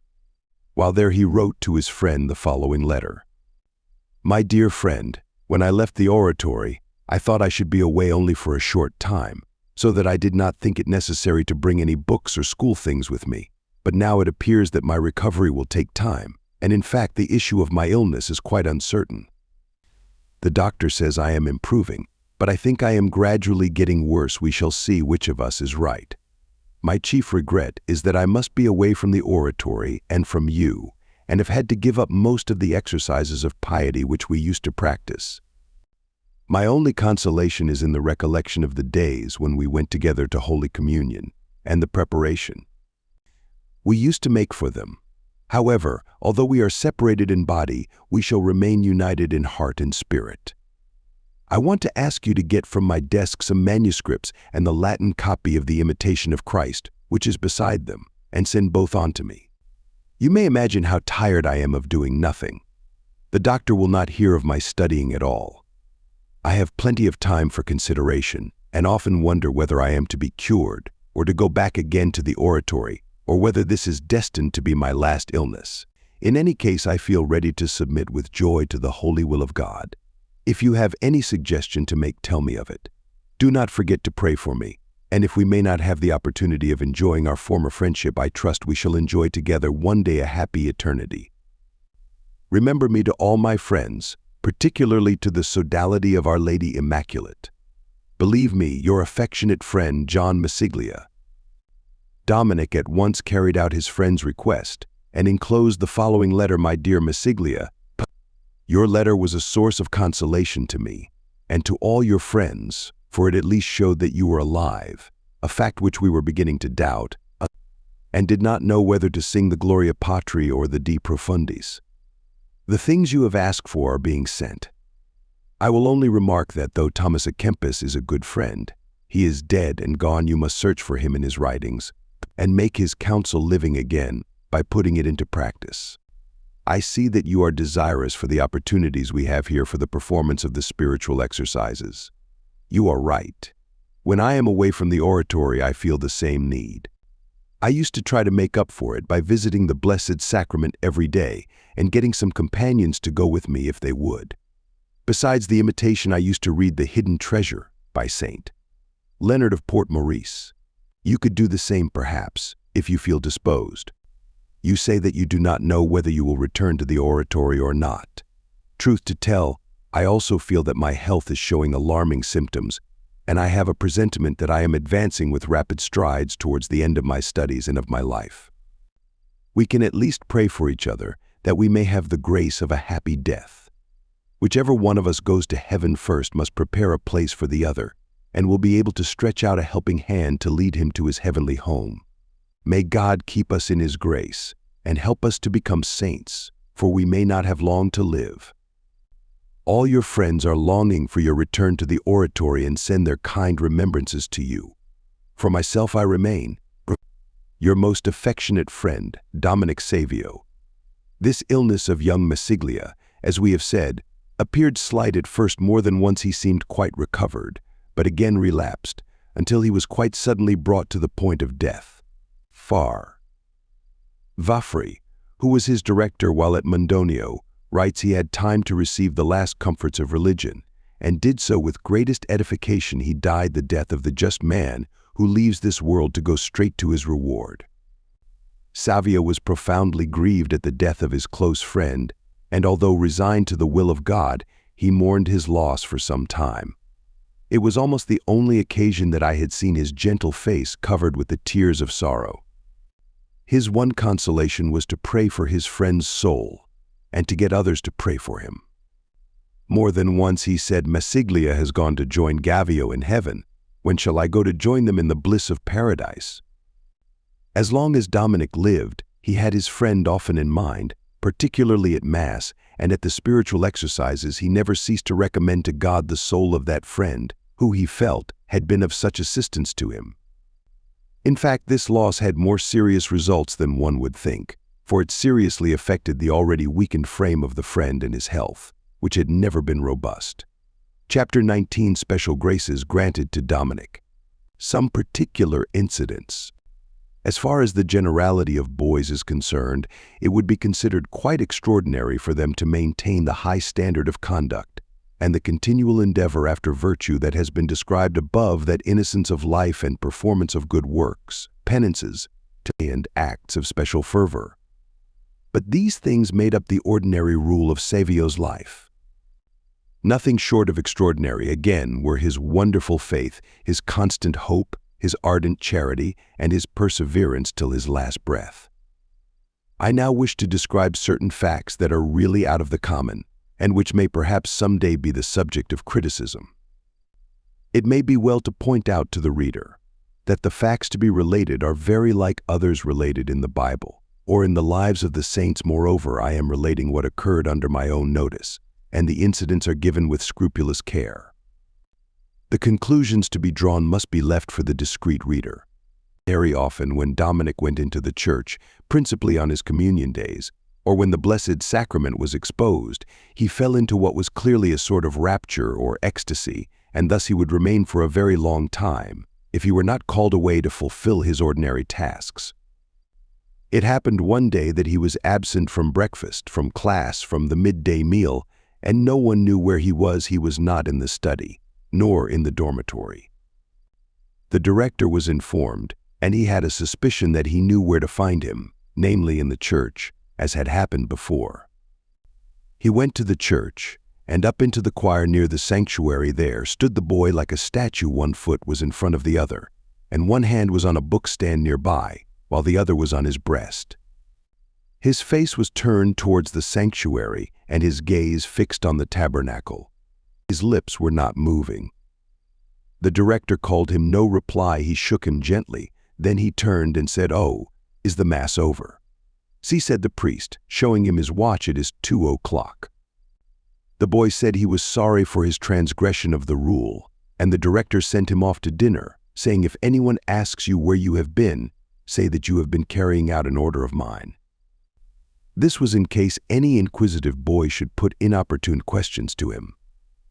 Another day, after making my usual thanksgiving, I was going out of the sacristy, when I heard a voice in the choir, as if someone were disputing.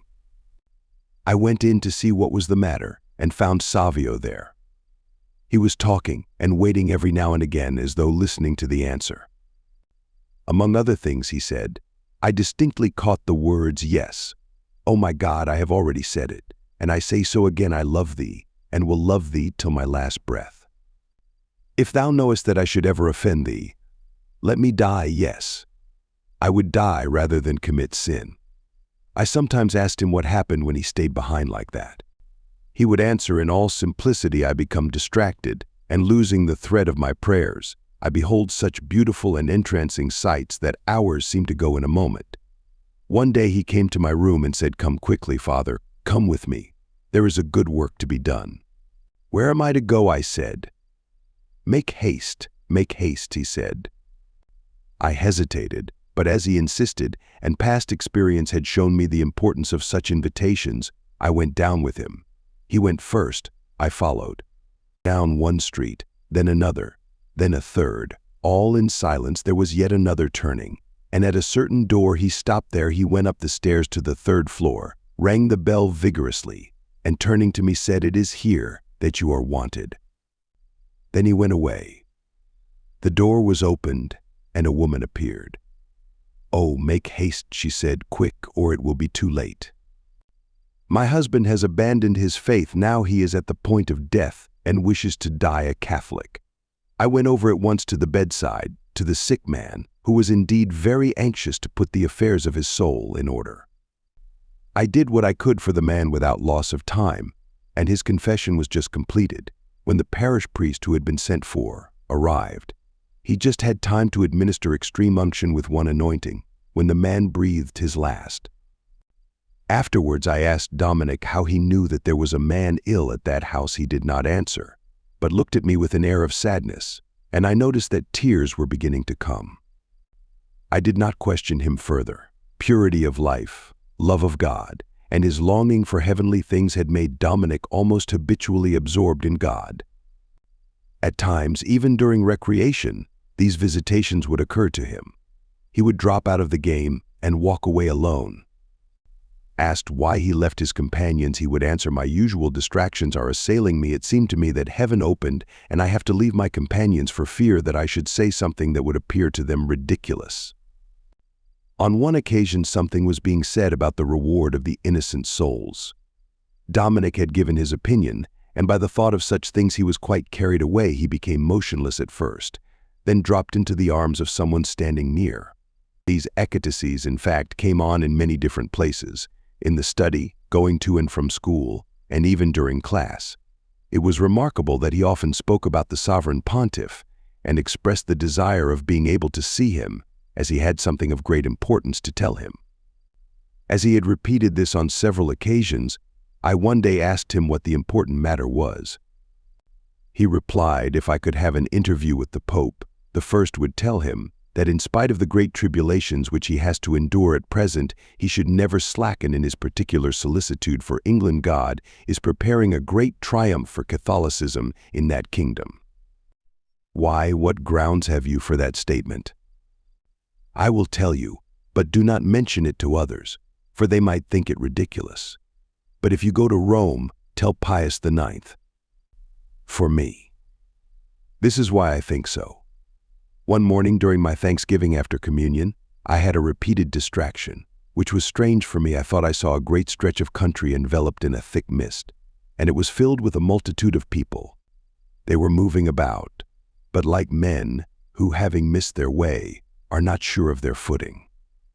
Somebody nearby said, "This is England." I was going to ask some questions about it when I saw His Holiness Pius IX. As I had seen him represented in pictures, he was majestically clad and was carrying a shining torch with which he approached the multitude as if to enlighten their darkness. As he drew near, the light of the torch seemed to disperse the mist, and the people were left in broad daylight. This torch, said my informant, is the Catholic religion which is to illuminate England. When I was in Rome in 1858, I related this to the Holy Father, who was greatly interested and said, "What you have told me confirms me in my resolution to do all that is possible for England, which has long been the object of my special care. What you have related is, to put it at its lowest estimation, the counsel of a devout soul. There are many other facts of a somewhat similar nature, but which are out of place in a small life like this. I have left them on record, so that, when, in the opinion of others, their publication is demanded, they may be given to the world." Chapter 20, Dominic's ideas about dying and his preparation for a happy death. The brief years of Dominic's innocent life, as above related, may well be considered as a continual preparation for death. But he regarded the sodality of the Immaculate Conception, which he had practically founded, as a secure means for obtaining the assistance of the Blessed Virgin at the point of death, which many thought to be a not very remote contingency in Dominic's case. I do not know exactly whether he had a revelation concerning the time or circumstances of his death, or merely a presentiment of it, but it is certain that he spoke of it a good time before it occurred, and with such clearness and circumstantial knowledge, that it could not have been described more exactly by one who had actually witnessed his death. On account of the state of his health, every care was taken to moderate his studies and his exercises of piety, but as an effect of his natural delicate build and the constant spiritual effort, his strength gradually gave way. He had no misgivings about this himself, and had often said, "I must hurry, or else night will overtake me on the way," which meant that he had only a short time left to him, and that he should use it well in the performance of good works. It is the custom at the oratory for the boys to make the exercises for a good death every month. This consists chiefly in approaching the sacraments of confession and Holy Communion as though it were to be for the last time. Pius IX, for a ninth, had granted several indulgences to this pious exercise. Dominic always made this preparation for a good death with an exactitude that could not be excelled. Among the prayers said in public on this day are an Our Father and Hail Mary for the one amongst us who shall be the first to die. On one of the monthly exercise days, Dominic playfully said, instead of saying for the first one amongst us who is to die, it ought rather to be for Dominic Savio, who will be the first one amongst us to die. And this he remarked on more than one occasion. In 1856, just before the month of May began, he went to his director to ask for some special guidance in order to keep the month with particular devotion. The director told him it should be done by the most exact fulfillment of one's duties, by receiving Holy Communion daily and performing some little act in honor of Our Lady every day. Dominic then wished to know what special grace he should ask for, and was told to ask that Our Lady might obtain for him an improvement in health and the grace to become more pleasing in the sight of God. To this Dominic replied, "Yes, I shall ask the grace to become a saint, that she may help me in the last morgent of my life, and that I may die a holy death." In fact, during that month he seemed to be living only outwardly amongst us, and to be more than usually in communion with the world of angels, and his efforts to do something in honor of Our Lady every day were remarkably successful, so much so that a companion was prompted to remark to him, "If you do so much this year, how will you be able to improve upon it next year?" Dominic replied, "You may leave that to me. I must do all that is possible this year, and if I am here next year, I will answer your question." In order that his failing health might have every care, I arranged for a medical consultation. Dominic was examined by these specialists, and all wondered at his bright cheerfulness of disposition, the acuteness of his intellect, and the prudence displayed in his replies. Dr. Valori, of distinguished memory, who was one of the most eminent consulting physicians, said, "What a priceless treasure you have in this boy." I asked him what was the cause of the boy's gradual decline that could be noticed almost day by day. He said it was the delicacy of his constitution, his precocious knowledge, and the constant highly strung tension of his whole being. These were too great a strain on his vital powers. "Is there any remedy that you can suggest?" "The best remedy, as far as I can see, is to let him go to paradise, for which he seems to be quite ready, but the only thing that can prolong his life is to make him put his studies entirely aside and let him have some light occupation suitable to his strength." Chapter 21. Dominic's interest in the sick. He had to leave the oratory for change of air. His parting words. Dominic's gradual decline was not so rapid or so marked as to cause him to be continually in bed. He sometimes went into the classroom or the study or helped in some light domestic work, as the doctor had suggested. But his chief delight was to attend on his sick companions whenever there chanced to be any. But he seemed to derive such pleasure from it that he doubted whether it could be meritorious in the sight of God. However, while he waited upon their needs, he was particularly pleased to be able to assist them in some spiritual way, and was very skillful in his method of so doing. He remarked to one companion that the poor body could not last forever, so that it had to become weak some time or other and gradually be consumed, but then the soul which had been set free would go to its everlasting home and enjoy an eternal happiness. If the medicine were distasteful, he would remark to the sick boy that it was not nearly as bad as the gall and vinegar of our divine Lord, and that it was ordained by God that these remedies should be provided for the body. Dominic's own health had already made it evident that he would have to leave the oratory and go home for his native air. He had a great repugnance to this, for it interrupted his practices of piety, and in fact I had sent him to his home just before this. But he only remained there a few days and then returned to the oratory. I must own that our regret was mutual, and I would have made every sacrifice to keep him amongst us. I regarded him with the affection that a father has towards the best beloved of his sons. But the recommendations of the doctors made it clear that it would be against all prudence to keep him longer at the oratory, especially as he had been troubled with a severe and obstinate cough for some days. Notice was accordingly sent to his father, and the day for his departure was fixed for March 1st, 1857. In order to make a sacrifice of his will to God, Dominic submitted to this arrangement, for he would have much rather ended his days at the oratory. Somebody suggested to him that it would not be for long, and that he would return quite well and be able to continue his studies. But Dominic was under no misapprehension. He replied that he was going away, and he knew quite well that he would never return. On the evening before his departure, he stayed with me a long time, so much so that he had no wish to leave me. He had a great many questions to ask, concerning chiefly his own method of action as an invalid, which now he was, and how he might make that state meritorious. I told him that he should offer his illness and his life to God. He was anxious about his past faults and whether I thought he would be saved. I assured him that whatever he might have committed was forgiven, and that he need have no fear of being saved. In regard to temptations, I counseled him to reply to the tempter that he had already given his soul to our Lord, who had redeemed it with his precious blood. He had many further questions about dying and about heaven, and he seemed like one who had his foot upon the threshold of heaven and wanted to know beforehand what it was like. The day for his departure happened to be the day for the exercises of a happy death, and these he made with the utmost fervor. In fact, I have no words in which to describe the devotion with which he approached the sacraments, though it made a deep impression on me. He regarded these exercises as his actual preparation for death, and thought that perhaps his end might come at any moment.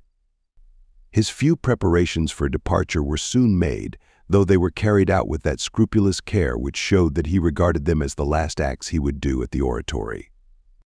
He went to each of his companions to say goodbye, and to several he gave a little message of advice, or encouragement, or recommendation. To one boy he owed a few pence. He called to him and said, "Come, let us put our accounts right, or else there may be trouble in settling accounts with God." To his associates in the confraternity of the Immaculate Conception he had some special advice to give, and encouraged them always to have the greatest confidence in Our Lady. When he was going, he turned to me and said, "Then you will not have my body with you, and I must needs take it to Mondonio. It would have been but a brief inconvenience, and then all would be over. But the will of God be done. If you go to Rome, forget the message I have given you concerning England. Pray that I may have a happy death, and that we may see each other again in heaven." We had reached the door of the oratory leading out to the street. He still had hold of my hand, but he turned to his companions and said, "Goodbye, my friends, pray for me, and may we meet again in heaven where there are no more partings." Just as he was leaving, he said to me I would like a present as a souvenir. I asked him what he would prefer to have. A book, for example. No, something better than that. I thought perhaps he wanted something for his journey and suggested it to him. He replied, "Yes, it is exactly that, something for the journey to eternity." You have spoken of a plenary indulgence from the Pope. For those who are dying, I should like to participate in that. I said I would willingly insert his name amongst those who should enjoy that privilege which I had obtained especially from Rome. Thus he left the oratory where he had spent the last 3 years. They had been 3 happy years for the boy, 3 years of continual edification for his companions, and even for his superiors. He had left it now to return no more. His parting salutations, so unusual in a boy, had astonished all of us. We knew that he suffered a good deal from his illness, but as he was nearly always up and about, we were not accustomed to regard it as causing immediate anxiety. His cheerful disposition also went far to conceal his sufferings. Therefore, although we were inclined to take his parting words seriously, and were greatly grieved at them, we still had hopes that he would return and continue his studies. But the sequel proved otherwise. He was ready for heaven. During the few years of his boyhood he had merited the reward of the just, and it seemed that God designed to take him to himself in the springtime of his life, and before he should encounter those dangers which bring shipwreck, often even to the purest souls. Chapter 22. The progress of his illness. He receives the last sacraments. Edifying incidents. Dominic had left the oratory on the 1st of March. The journey home in the carriage and the change of scene appeared to do him good, and therefore it was not thought necessary that he should remain in bed. But after a few days he seemed to become weaker. His appetite was poor, and his cough more noticeable, so that the doctor was consulted. His opinion was that the boy was a great deal worse than he appeared. He had him put to bed at once, and as he thought there was some inflammation he had recourse to bloodletting. This remedy usually had great terrors for the young. The doctor therefore advised Dominic to fix his attention on something else, and to have patience and courage. The boy smiled and said, "What is such a little wound compared to those made by the nails in the hands and feet of our Savior?" Then with the greatest tranquility of mind, in almost a playful mood, and without the least sign of apprehension, he watched the whole operation.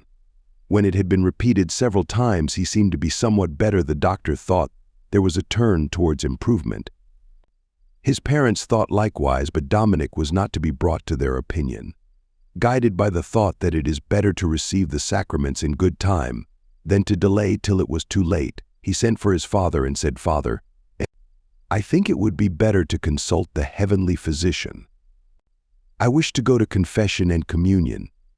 His parents quite thought that he was on the road to recovery. It was with sorrow they heard such remarks as these, and it was just to satisfy his desire that they sent for the priest.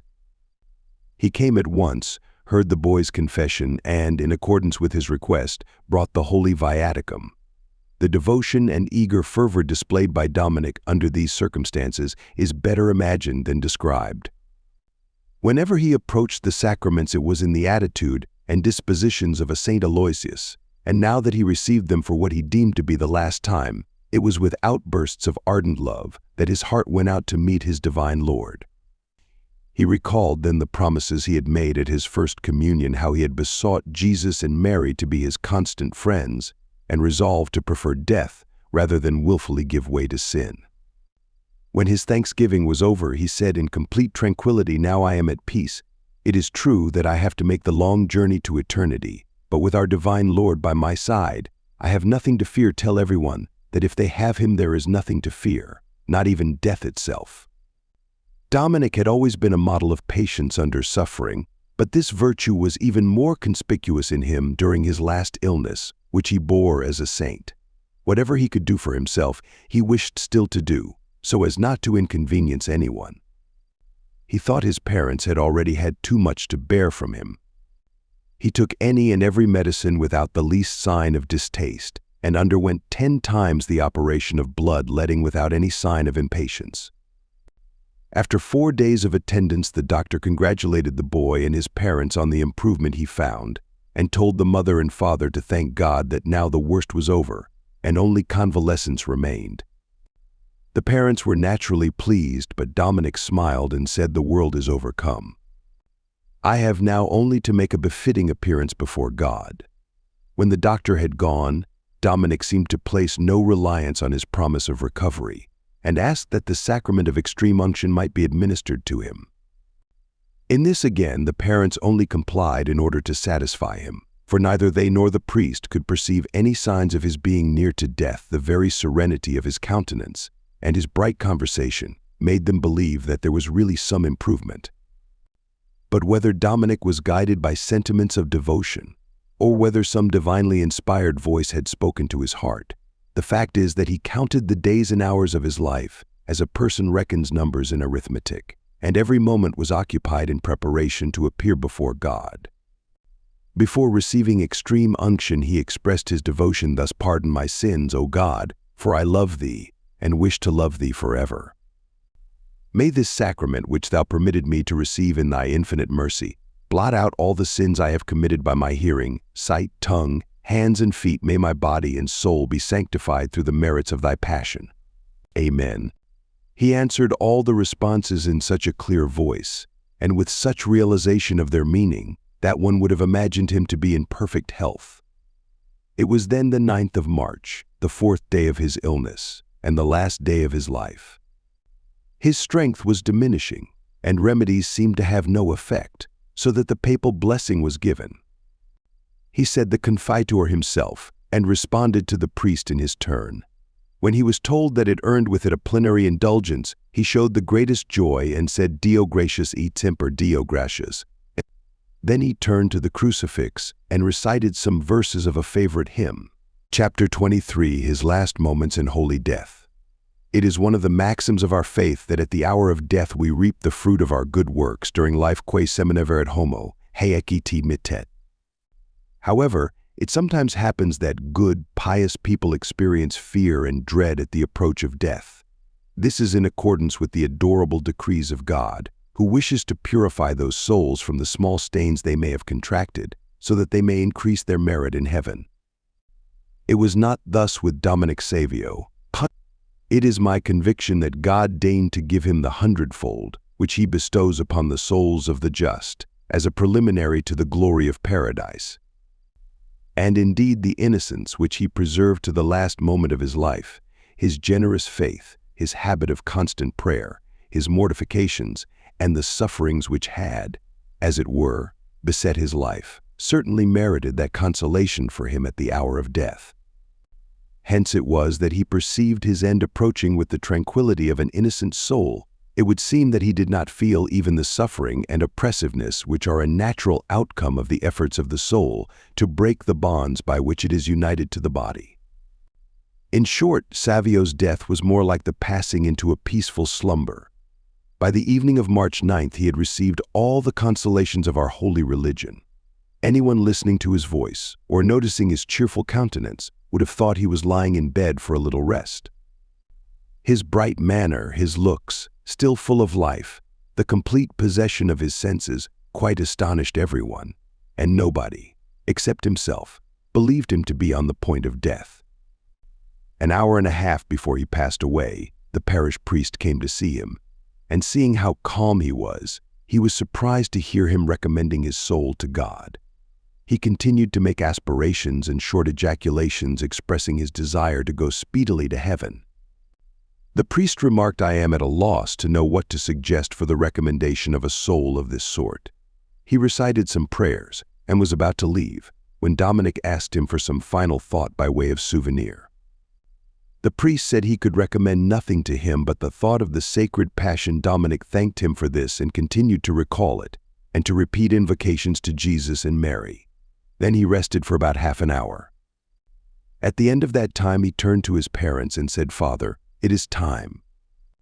The father replied, "I am here, my son. What would you like?" "It is time. Father, get my prayer book and read the prayers for a good death." At these words the mother began to weep and had to go out of the room. The father was greatly moved, but he restrained his grief so as to read the prayers. Dominic repeated them after him, and in the proper place said by himself, "Merciful Jesus, have mercy on me." When they came to the part which says, "But deign to receive me into thy kingdom where I may forever sing thy praises," Dominic added, "Yes, that is exactly what I desire, to sing the praises of God for all eternity." He now seemed to rest a moment, as though pondering over something in his mind. Then he opened his eyes again and said with a clear voice and a smiling countenance, "Goodbye, Father, goodbye. The priest wanted to tell me something else, but I cannot remember it now. Oh, what a beautiful sight I behold." Thus saying, with his hands joined and a heavenly smile, his soul passed away. Yes, go forth, faithful soul, to meet thy Creator. Heaven is open to thee. and the angels and saints are rejoicing for thee. Jesus, whom you loved so much, invites you and says, "Come, good and faithful servant. Thou hast fought and won the victory. Come and enjoy that happiness which will never fail." Intra in Gaudium Domini Tuae. Chapter 24, the news of his death. Remarkable testimony. The last words uttered by Dominic, as related in the preceding chapter, did not give his father the impression that he was dying. He thought he was again falling into a brief period of repose.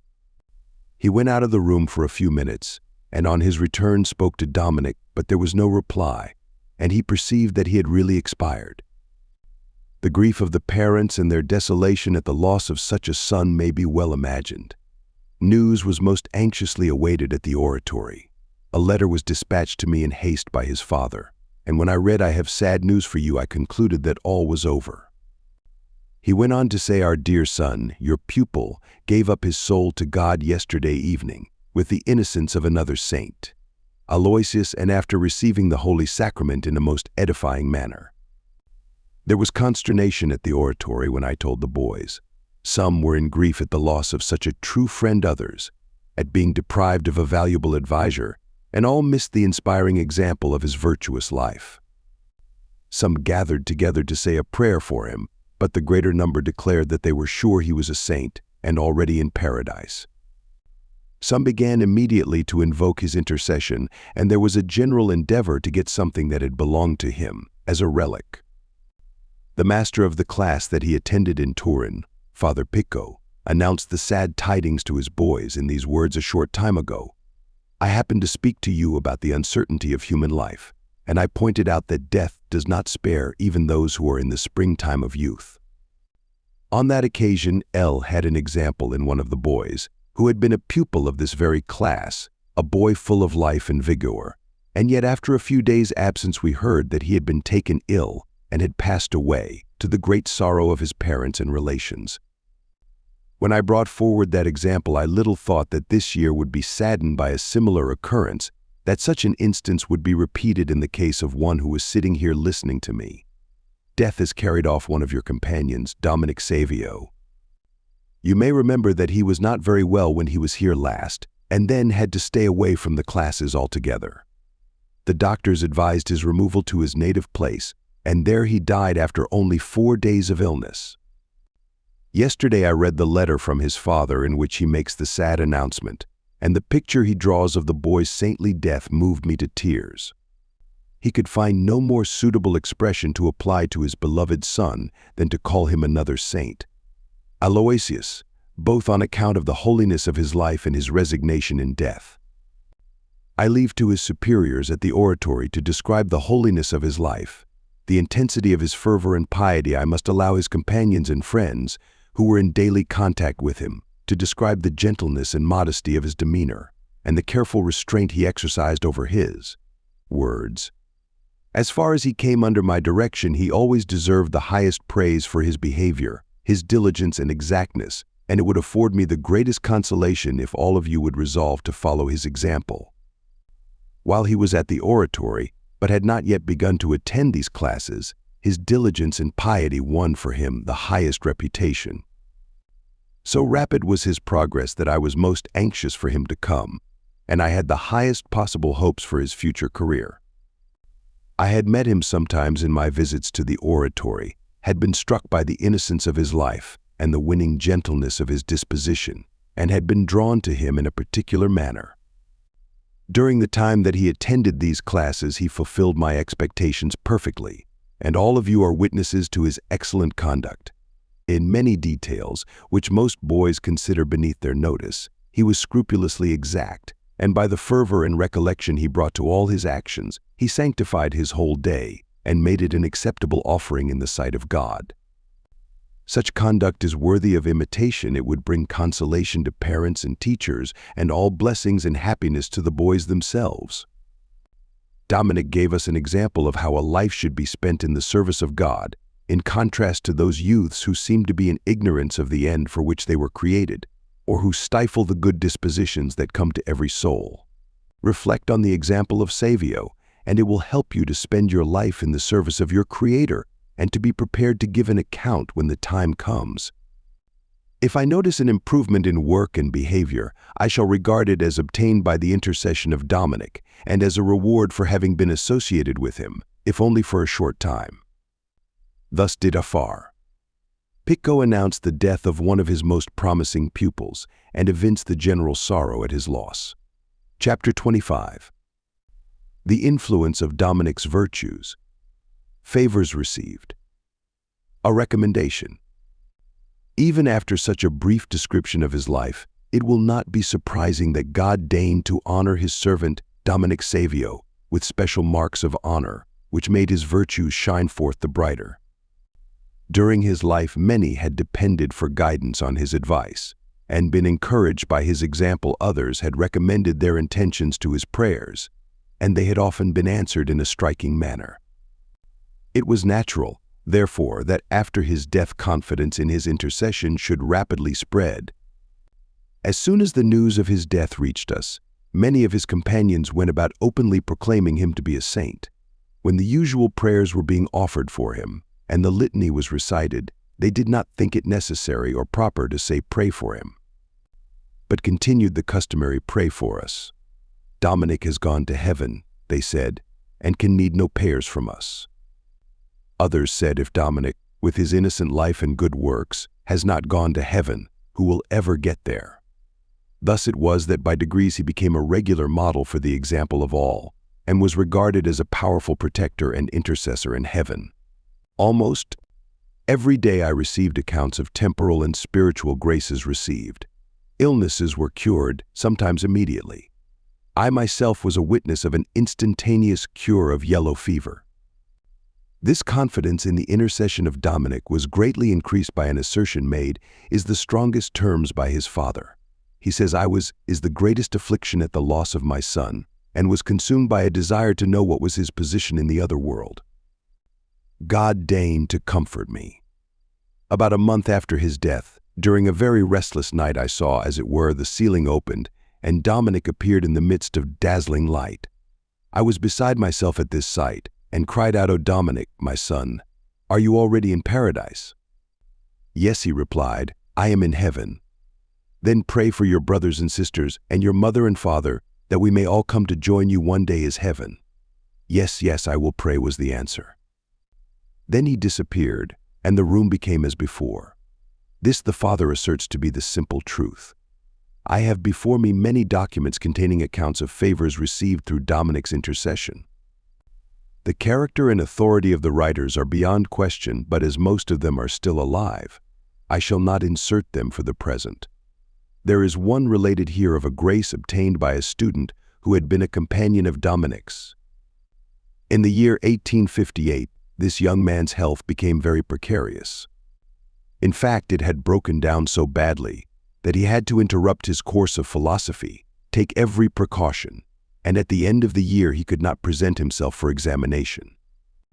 However, there was a later examination towards the end of the year, and he thought he might be able to prepare for that, and thus prevent the loss of a whole year in the course of his studies, but his health continued to decline and his hopes gradually died away. During the autumn vacation he had a change of air and rest, and this seemed to give him renewed strength, so that he returned to Turin and applied himself to his studies.